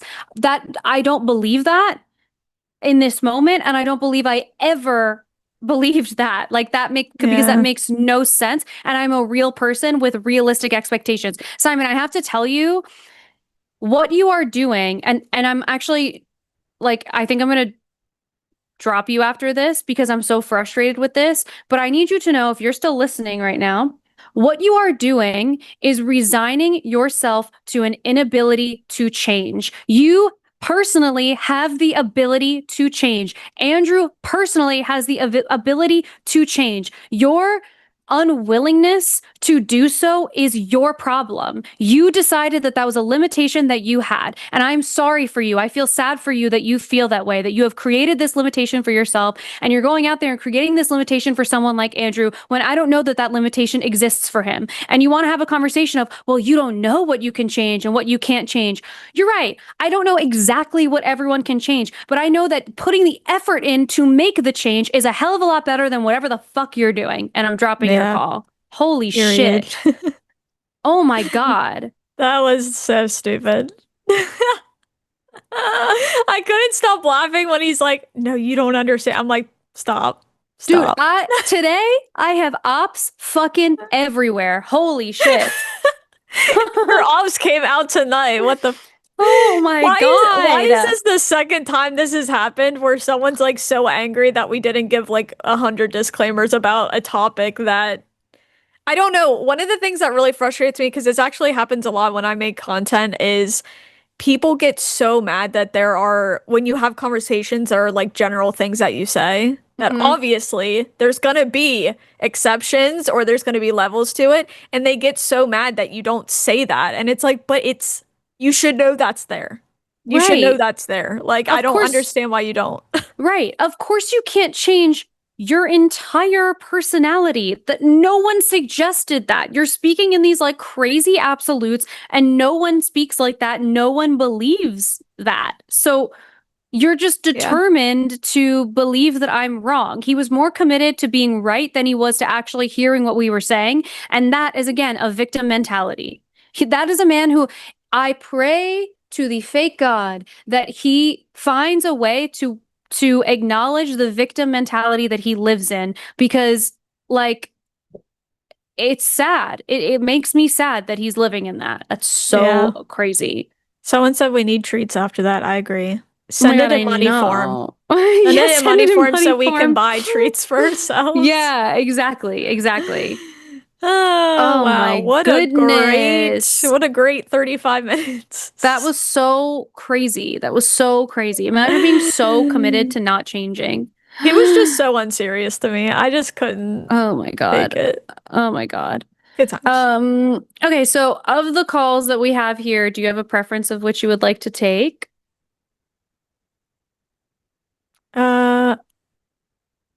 Maybe the one that called first. Okay. And before we do, as a reminder, super chats of $5 or more we read at the end of the show. That will be added to our Alyssa and Taylor Need a Treat fund. And go to patreon.com/calltheline. If you're not already a patron, there are lots of different tiers at affordable price ranges. I don't know. and it really does help us a lot to have patrons and people who are with us every month. So you get lots of bonus content and it's really great and really fun. And also just wanted to stick around for another show after this one. I'm gonna pull up my schedule because I keep forgetting that I have access to that now. Oh my God. Oh, but Alexander sent it in the chat. She baby girled me. Also, you got to be baby girled careful me. because if yours shows up in PST automatically, you'll have to switch it to Central. That is a good call out.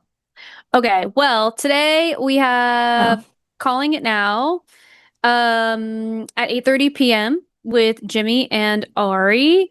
Is Jimmy really going to do that? Apparently. Okay.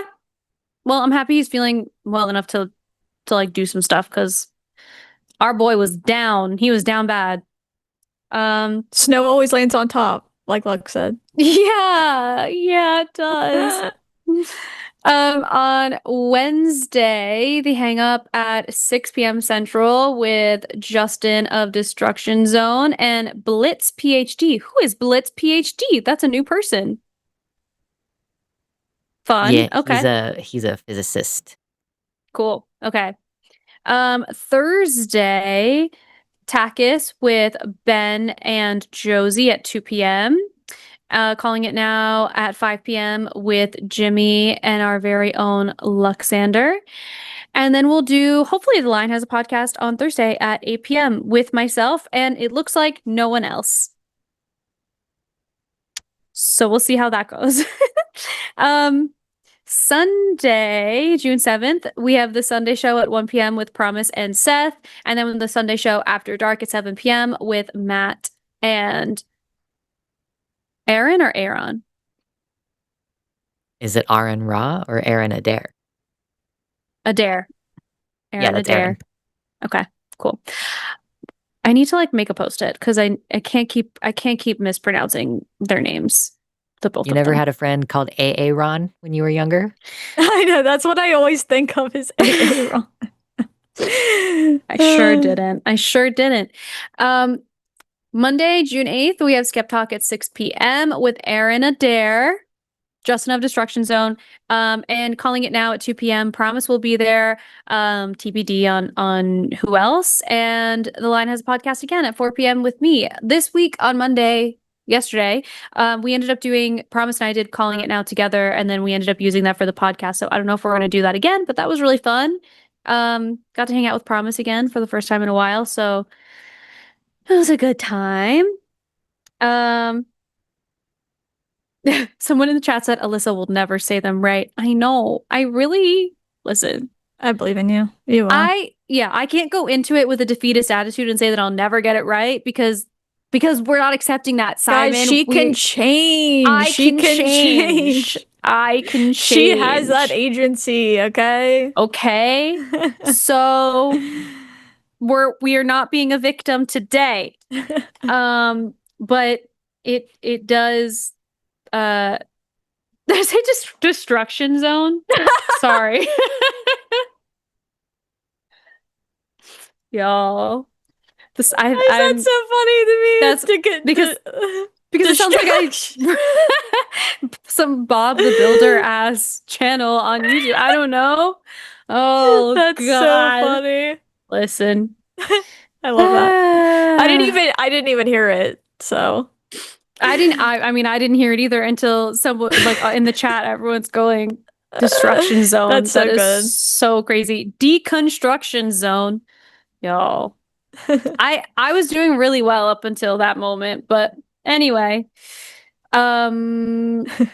Well, and you know what? We had to write what's that phrase about like with the sales, write the sales?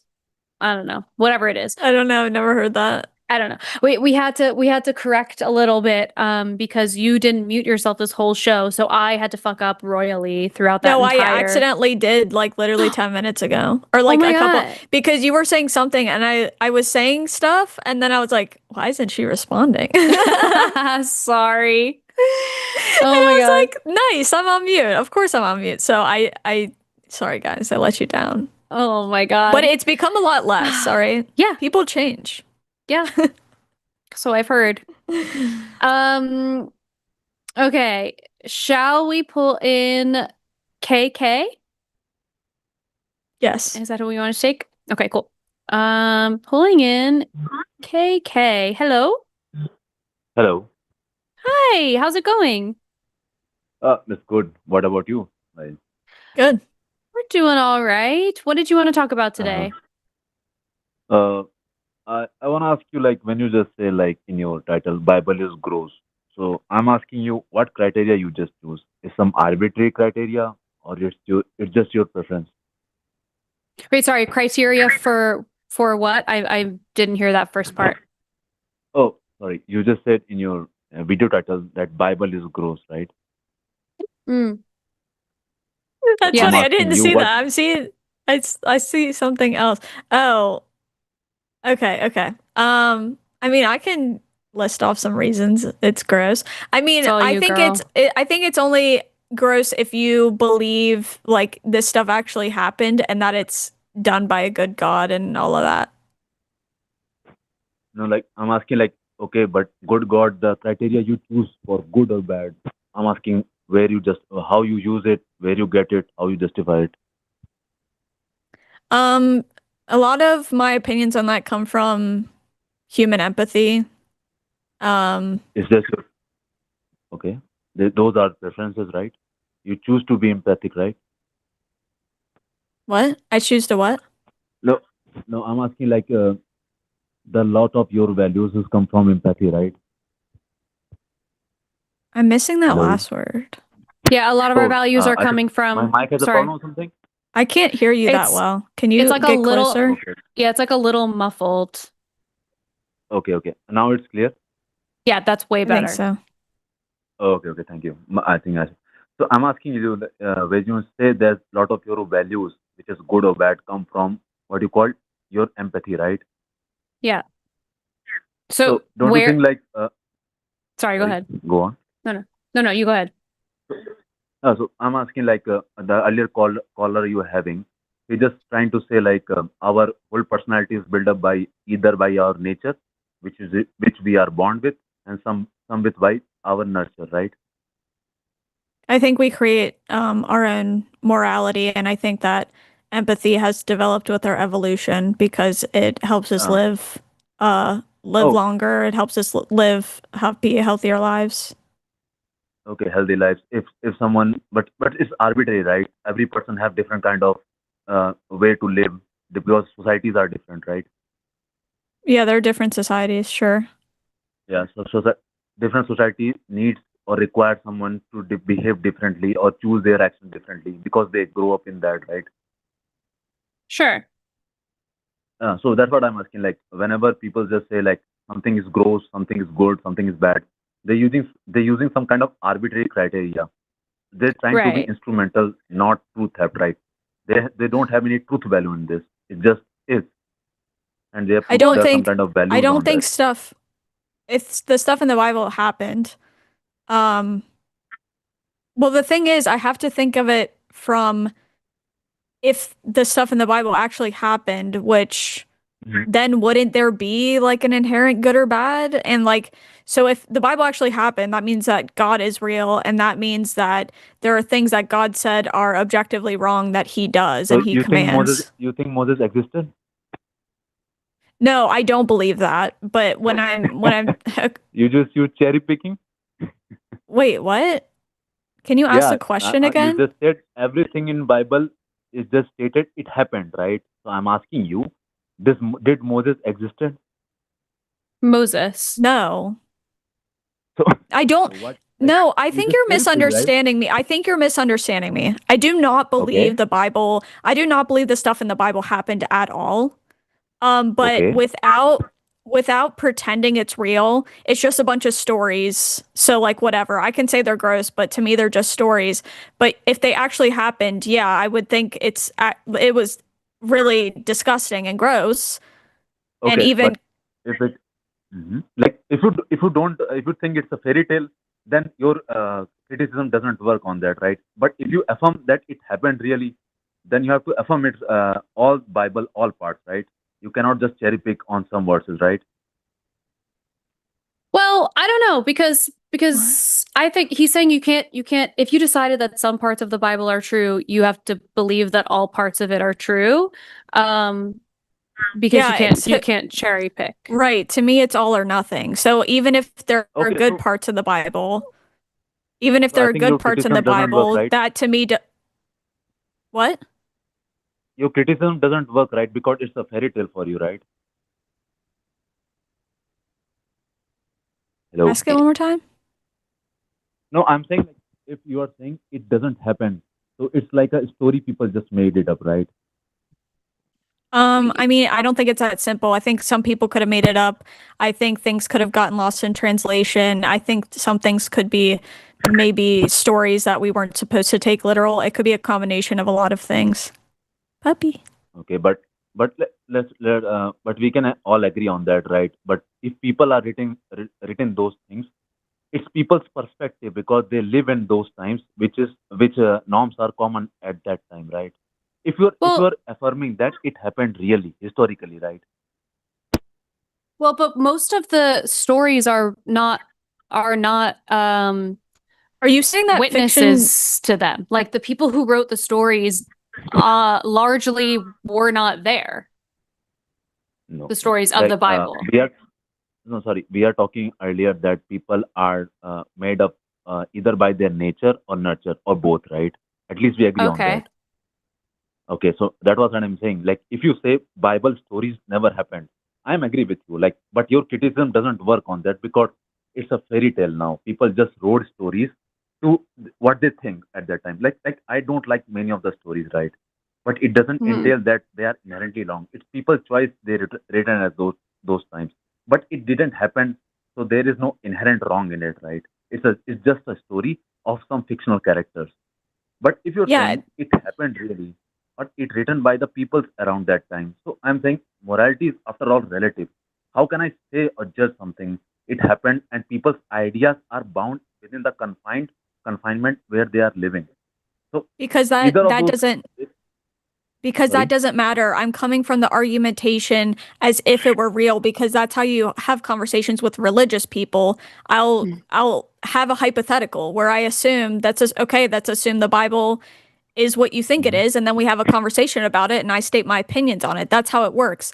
when Okay. that's why I said I only have those opinions when I'm engaging with that hypothetical. Otherwise, I just see it as a book that was written a long time ago and is a product of its time. So yeah, there are Mhm. people who just wrote whatever, they're a product of their time. I don't have an opinion on that really. It's what it was. Okay. I also think but that I also think that I understand when people say, well, it was a product of its time, and so you can't judge the things happening in there, but this book is meant to be written by a person who, like, written in the context of people who are Jesus and God, who People want are us to follow it, yeah, literally. it's supposed to be a perfect book. It's supposed to be written by people who know the entire duration of, you know, humankind. Like they are all knowing, omnipresent beings. So it feels it feels a little disingenuous to then say, well, it's a product of its time. Okay, so what parts of it are we going to cherry pick that are the products of its time versus the parts of it that we are going to take literally? yeah, but you have to like first when you say like you don't believe in this, so I'm saying, but for you it's just like a myth tale people written, because in the historically there are many stories written claiming that they have some kind of mystical truth or something, God believing, and there are many stories, right? But okay, but those stories never happened, so I'm not, but if I'm using my present lens standard and trying to criticize them, then it's called presentism fallacy. I don't think people should do that, but okay. But when you say like I can give hypothetical to the religious people, for religious people now it's completely different deal, right?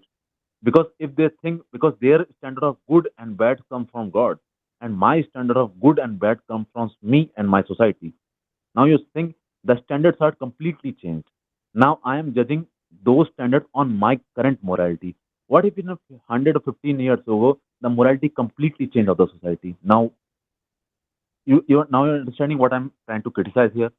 Like the standard of morality is just completely arbitrary on a like a real level, right? But when you give hypothetical to religious people, for them they think if God exists, everything is permissible. Yeah, I get that, but when people call, we wouldn't really have much of a show if Yeah, every there time would be someone no wanted to call, conversation. yeah, and talk about religion, they were like, well, in my Bible, blah blah blah, and then we say, well, we don't believe anything in the Bible, so everything you say is. I mean, and sometimes we do have those calls where we start with, well, I don't agree with that premise, so we can't move forward.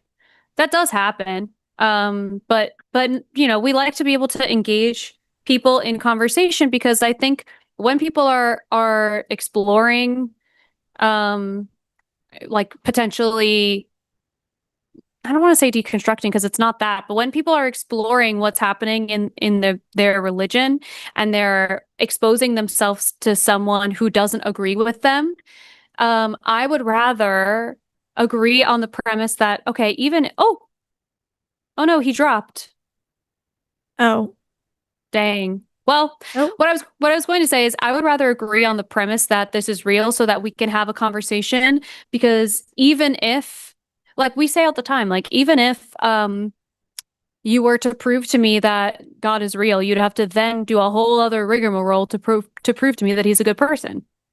Yeah, and I think that he's ignoring the fact that a big chunk of the country actually does believe it's true and wants to make laws and rules like based on that.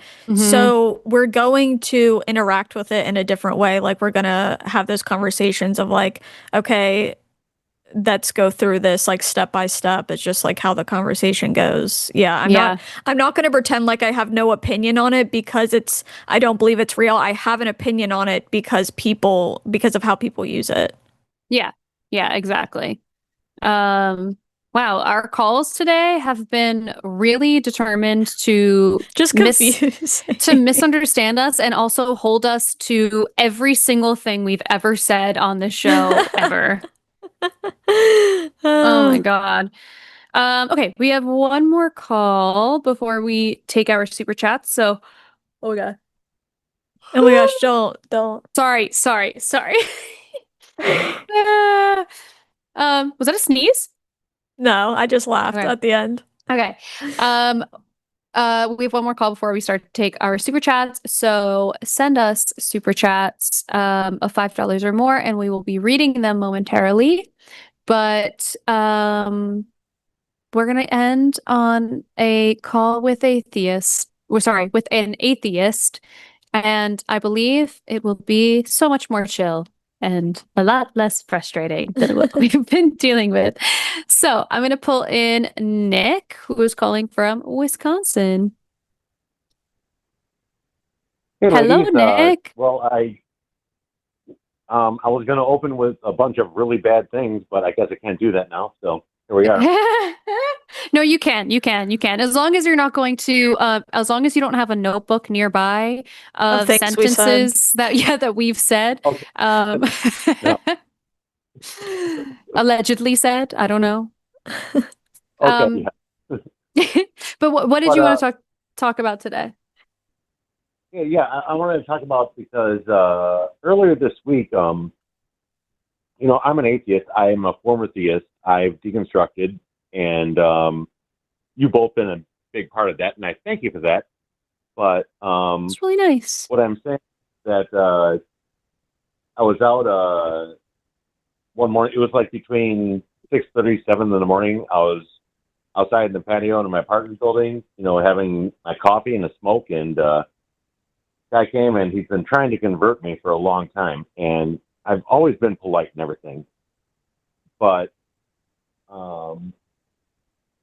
then he just kept going, and I'm just trying to drink my coffee and have my cigarette in the morning, Mm-hmm. And I know smoking is bad, I'm not going to apologize for that right now. Let's move on. No, but, honestly, as you were saying that, we all have our vices. We all have our vices. Nick, as you were saying that, you were like, I woke up, I had my coffee and my cigarette. In my head, I was like, God damn, that sounds really nice. No, why did I think the same thing? I was like, I don't know, that sounds kind of good.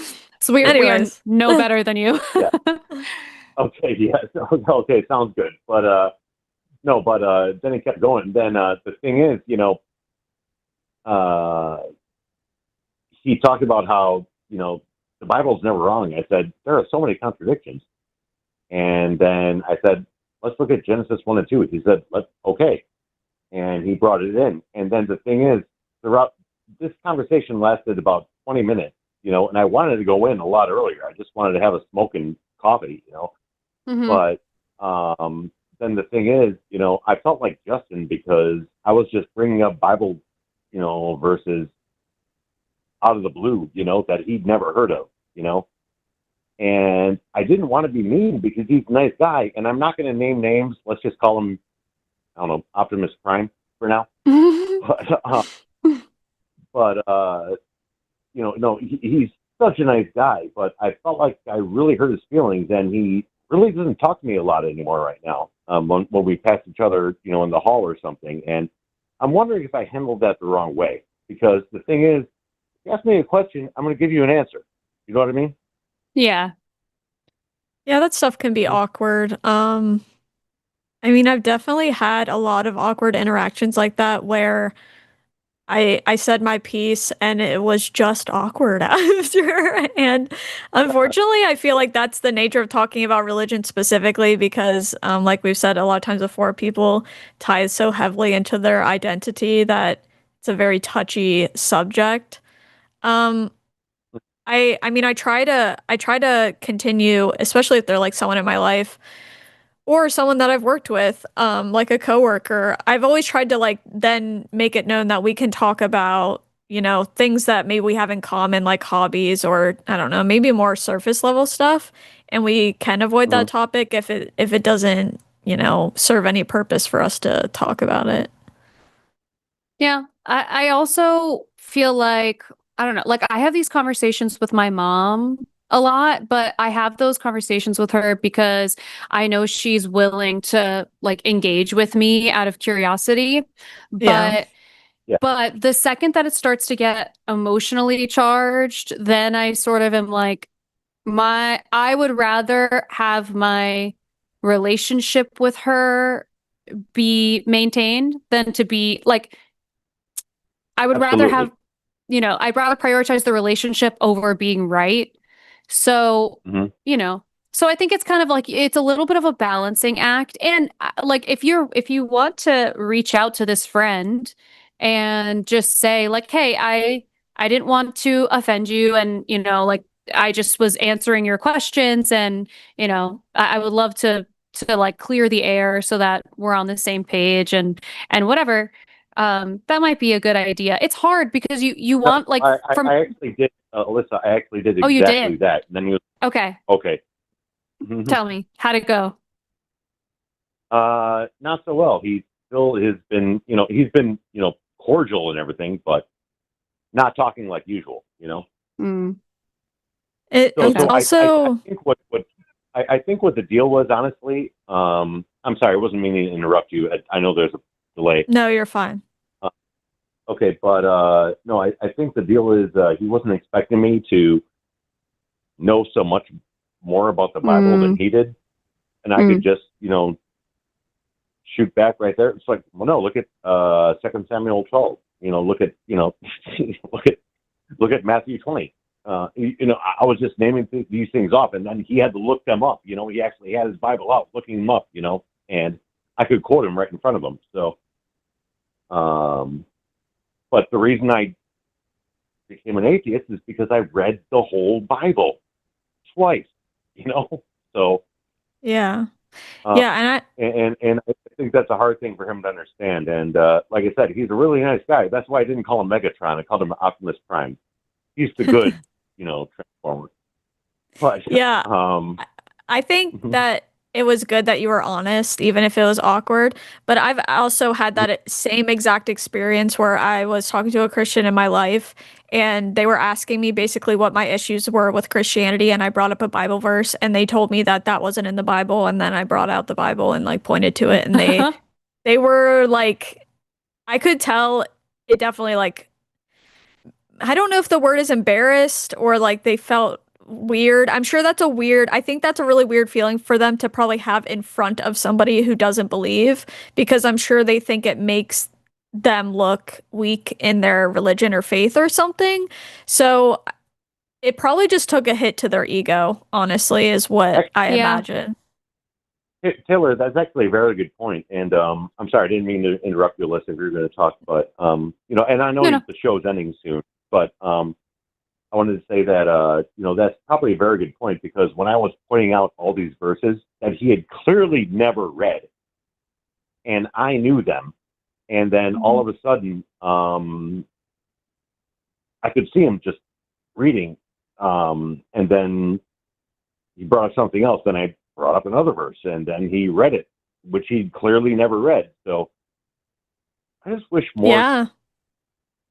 I just wish more theists read their book, Yeah, I mean, I feel like if I did, I also would have been atheist a lot sooner. But I think it's good because maybe you gave him something to think about. I think we talked about this last week, where a lot of people, when they're faced with that, they either go one of two ways, where they're like, I don't care, it's mysterious, God works in mysterious ways, or they start looking more into it, start looking at more verses, start asking more questions, and become a little bit more skeptical of the whole thing. So, but I mean, I think it's really good that you brought that stuff, like, made him aware of it, because the thing that, I don't know if he's evangelical, but the crappy thing about a lot of like modern day Christianity is they want you to convert people to Christianity. They want you to spread the word, even if maybe you haven't even read the entire book. I think most Christians have not read the entire book, or if they have, it's hard to remember all what's in there, right? Like, I mean, I don't memorize verses by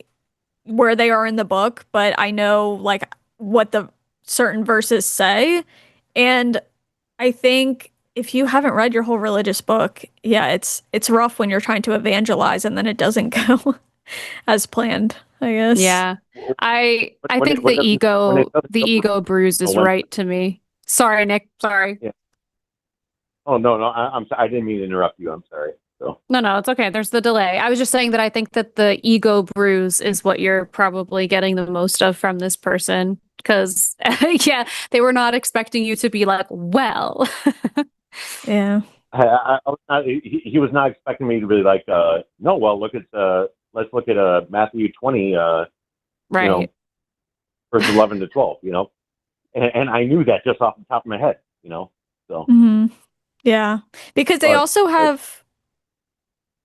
I was just gonna say they also kind of have a there's a lot of misconceptions about atheists within Christian communities, and one of them is like, oh, they didn't look into it enough, they didn't try, they didn't read the Bible or study enough. And so I think it does confuse some Christians whenever an atheist is like talking about stuff in the Bible, because they were told that that's not what atheists do, and they've never done that, and that's why they're not a Christian anymore. Well, that's why I really like watching, you know, Justin DZ, you know, on the line, just because, you know, I kind of felt like I was channeling him at the time. You know, I'm not a channeler, you know, but, you know, I kind of felt like that because, you know, just the way that he will just knock out verses out of the top of his head. You know, he's not even looking it up, you know. It's amazing. So, yeah, but that's what I was doing there. That's what I felt like. And I think that's what really got him down. And again, I was just trying to enjoy my smoke, early morning smoke, and have my coffee. Oh, I really wasn't looking for this, you know? I mean, he asked, so you were just being literally honest. asked. Yeah. Hey, question asked, question answered. That's what I say. Yeah. You know? Yeah, you didn't do anything wrong. Yeah, and it's interesting because the more times that like I said, I talk about this stuff occasionally with my mom, but if I know that like whatever the topic is probably not going to go over, like we're not going to agree on this, sometimes I'll just say, I don't feel like getting into this right now. Love you so much. I am not open to this conversation right now. And you can just like playfully shut it down, whatever, if it ever comes up again. And I doubt he'll bring it up again, though. Yeah, I don't think so either. I think he walked out of there with his tail between his legs, like, oh shit. Or he'll come back and try and have more conversation, and you'll give him more to think about. Who knows? But either way, he'll get over it, I think. Yeah. Well, I know you're getting me in their show, but you know, I know you said talking about your mom, like with my mom, you know, she is a very deeply committed Lutheran, which, you know, great, you know, that's for her. It's not for me, but you know, we have both agreed to disagree, and you know, that's how we get along great, you know, and it just makes sense to us, you know. So. Yeah, totally. I feel similarly. So, you know, just in favor of the relationship that we get to have with our parents and our family members. Like if we're able to do it and it's like, you know, feels good to us, then that's a privilege, and we should extend them that bit of grace, I think. Oh, absolutely. But well, no, my mom, you know, if Supergirl was 70 plus years old, that would be my mom. So, you know, I'm just glad to have her, you know. That's sweet. So. That's really sweet. Well, thank you so much for calling. We're going to get to our super chats, but call back anytime. Let us know if this friend ever reaches out to you again. Okay, absolutely. It's been great talking to you, ladies. And, you know, I always love talking to you both. So thank you so much. Oh, thanks. Thanks. Have a good night. Have a good night. You too. Bye. Okay, well, I like that guy. He's really nice. Yeah. Okay, well, let's get to some super chats. Yay. Hold on, let me get set up here. I gotta switch my stuff around. Okay, switch your stuff. Switch your stuff. Yeah, oh my gosh, I keep freezing, you guys. So I know what's happening. It's like I don't know. I know. I think Zoom is having a little bit of a brain fart, so we're gonna let her have her little tantrum. $10 from the Atheist Mechanic. Oh my gosh, I'm frozen again. Sorry. Oh, I'm back. Have you seen the new video that Meat Canyon put out? It's hilarious. I don't know what Meat Canyon is. It's that thing I told you about. It's a guy who makes like animated, like short videos on YouTube, and they're really disturbing / funny. But I saw, it's so funny that you say that, because I literally was going through Meat Canyon's video the other day because I was showing my friend, and she was horrified, I think, a little bit, but also she liked them, I think. But I saw that he made a new video about looks maxing and Mhm. the clavicular guy because he does a lot of like current events or something similar. And I haven't watched it yet, but now that you say that, I'm gonna watch it when we're done here because it looked funny. So I can't wait. Love. Okay.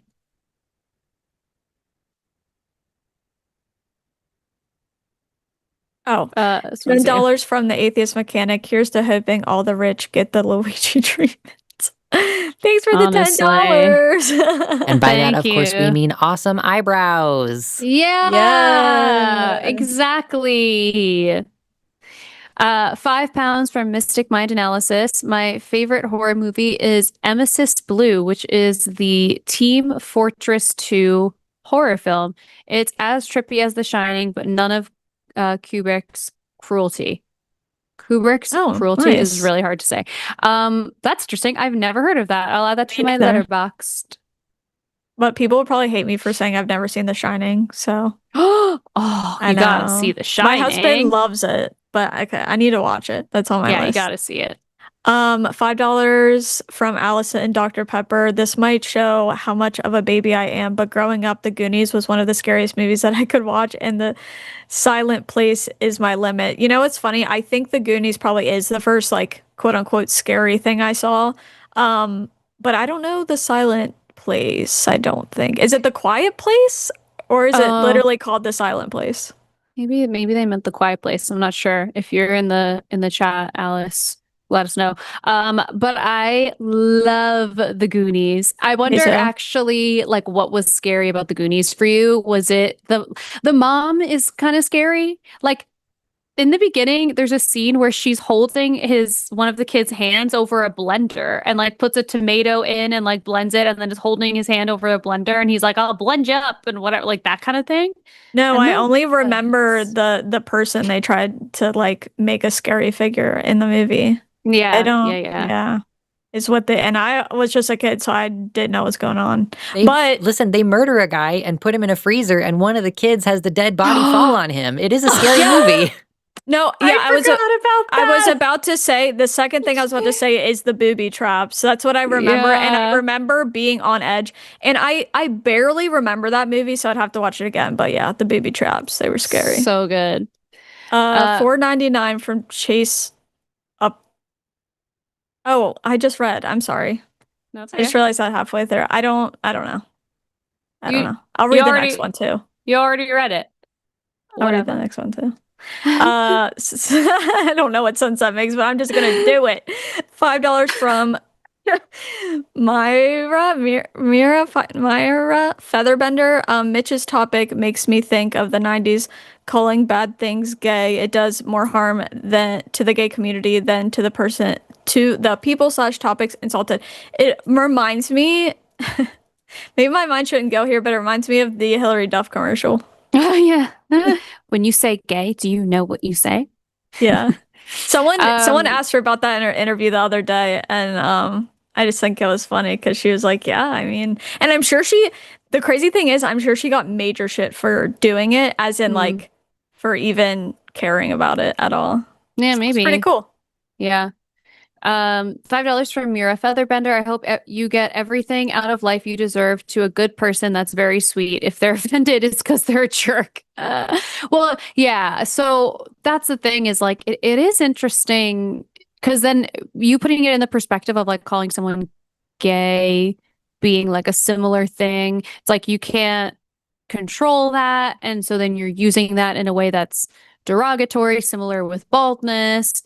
Virgin, I guess you feasibly have some control over that, but you can argue that you don't. I don't know. It feels very nuanced to me. Me and my coworker used to say like, have the day you deserve. Yeah. So. Yeah. Have the day you deserve. $5 from Coffee Mom. The best insult, spite kindness. It works just as well, if not better, than attacks. People know how to react to insults, but kindness is unexpected. I used to do that all the time at my old job, and it was very satisfying because there were people who it made them even more mad, but it's like, okay, there's nothing I can do about it. So. Yeah. $5 from Space Barbarian.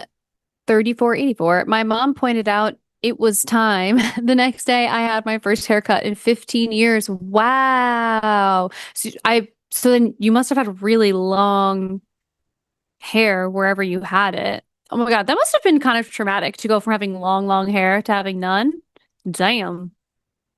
And in the elementary school I went to, I remember a couple girls where their dad would not let them get their hair cut, and I thought it was really freaking weird. But I know that happens in like religious spaces. $5 from A Crunch, celebrating 2 of my poems being accepted into literary magazines. Happy Tuesday and Happy Pride. That's amazing. Congratulations. Happy Pride. Congrats. That is very exciting. That is very exciting. Cool. Good for you. $5 from Joshua Everett. That's the sound of the tone police. That's the sound of the beast. Oh, that's funny. Yeah, we really were tone police. One thing about us, we were being held the fuck accountable today. Oh my God. But for things that we didn't freaking say. Like if it was something I said, I would definitely have a conversation about it, but it was like they couldn't even whatever. Oh. All right. $10 from Weston Campbell, 1268. There's things like healthcare and an X we shouldn't have to pay for. Oh, like etc. But I do. Do you want to build a relationship to get X as in like something else? Okay, sorry. Or pay a worker for it regardless of the way you look. Money talks, callers. Yeah. I feel like I don't understand what this means. I'm trying to healthcare and X. Well, thank you it continues. For the donation. Sorry, I didn't realize you were still trying to parse that one. Hold on, let me put it back. Yeah, I'm trying to figure out. This is the part 2, so maybe that's okay. Context. Okay. So it continues. $5 from Weston Campbell. We have to be very careful here because Snowflake Simon has soft hands and rather give excuses than increasing his emotional intelligence level. Yeah, that was like, oh my God, such a crazy loop. I was starting to think it was like a troll situation, but I don't freaking know. I'm just like, what is happening? Or you not even a troll, but like loves to argue. I don't know. Yeah, I think just like that's a person who just refuses to take personal responsibility for anything and expects the world to just change around him instead, which is silly. And the irony is he needs to work on his communications skills. Exactly. $5 from Michael from Oklahoma. I was a non-aggressive person who learned de-escalation in college. I became more aware and better at dealing with people's feelings. Change. Yeah, exactly. Right. But then if you said that, Simon would say, well, that wasn't what I was saying. Right, exactly. He's like, I think you're not understanding me. I think I am, actually. $5 from Weston Campbell. With my mommy issues, I don't call internet shows. I contract for massage parlor owners to get cheaper X free. Oh, X. I think SEX. I think maybe that's what they're saying. Okay. I free understand. dumplings and validation as a man. Yeah. I mean, do whatever works for you, I guess. As long as it's safe and consensual. Go off, King. $5 from Michael from yesterday. You changed my mind about the draft. However, Alyssa said, I just hate women. So can she explain why she said that? I tried call. Wait, Michael from yesterday. So you're talking about a different show. I don't know. I didn't watch it. We had a bunch of people calling saying that we had 2 people calling. It was about you draft. and Promise. Yeah, and Michael called and he said, don't you think that women should also be drafted? And we were like, well, no one should be drafted. Right. And he was like, well, if people are being drafted, though, shouldn't women also be drafted? And we were like, but no one should be drafted. And I do kind of vaguely remember saying that it felt like he hated women, but it was in the context of, I don't remember what the reason was because it was a whole conversation. I'd have to watch the conversation again and remember. Well, it does kind of feel like that because they picked the one extreme where I don't know, it's whack to me. Why do they always pick violent examples like the military or why you can hit women? Like it's crazy. I was just about to say Right. that always happens where they're like, well, could I hit you? It's like, why is that the first thing? Yeah, I know. Michael, call back next Tuesday. I don't know if I'm doing any more calling it now, but call back next Tuesday and I wanna we talk. can yeah. $5 from Idle Bits. My wife and I wouldn't be together if we hadn't worked on our personalities when we were younger or continued to. It's constantly ongoing process. Yeah, literally, medication changed my life and my relationships. It was pretty Yes. insane. Yeah, me too. Oh. $10 from the Atheist Mechanic. It's been a minute since I've wanted to backhand a caller. Thanks for that, Simon. Your call was infuriating. That is very funny. It really was infuriating. He's like, calm down. I'm like, no, you're an irritating person right now. Yeah, It was so misogynistic, and I wanted to scream. I know. I know. It was. $5 from Alice and Dr. Pepper. Simon clearly doesn't understand the plasticity of the human brain. Your brain is so flexible and can grow and change your entire life. And again, there's no benefit in telling people that they don't have agency or they only have limited agency. It's like that's dumb, in my opinion. Oh my gosh. Yeah. $5 from Space Barbarian.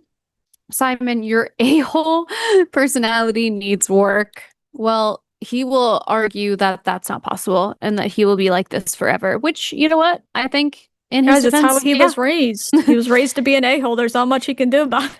In his defense, he will probably stay exactly like this forever because I don't think that he will ever put forth any effort into changing. $5 from Weston Campbell. Some of these callers are straight from a Jane Austen novel and emotional intelligence. We can't have social interactions for you. Get out there. Yes. Yeah, exactly. Get out there.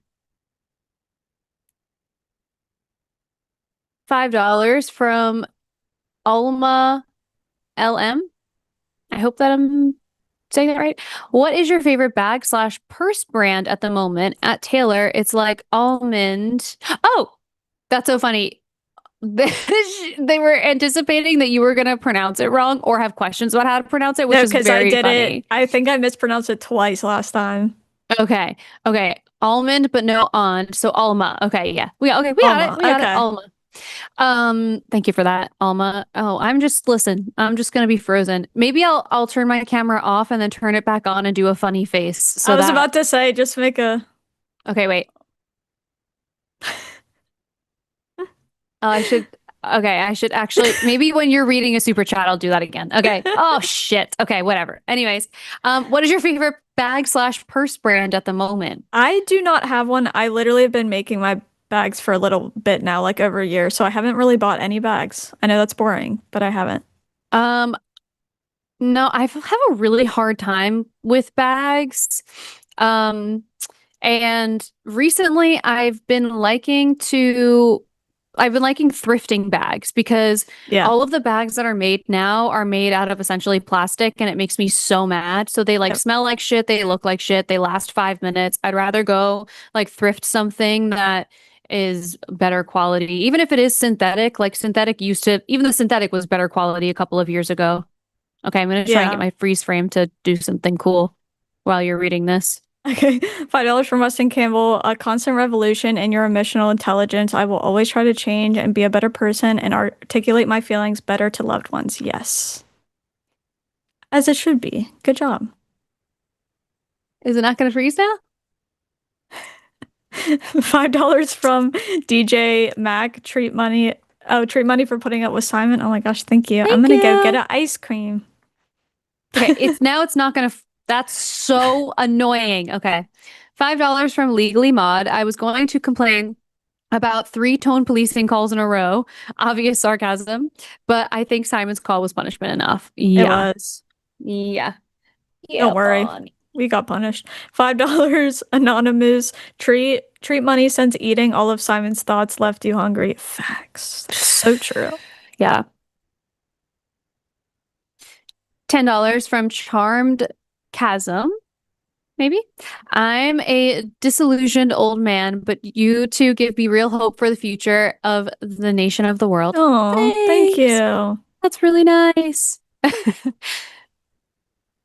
$10 from Perryform for the treat and anti-pennant fund. Hashtag snow never melts.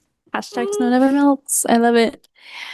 $5 from Joshua Everett. Ladies, in regards to the phrasing you used on November 5th, 2024, a timestamp 1 hour, 4 minutes, 38 seconds. How dare you? That's so funny.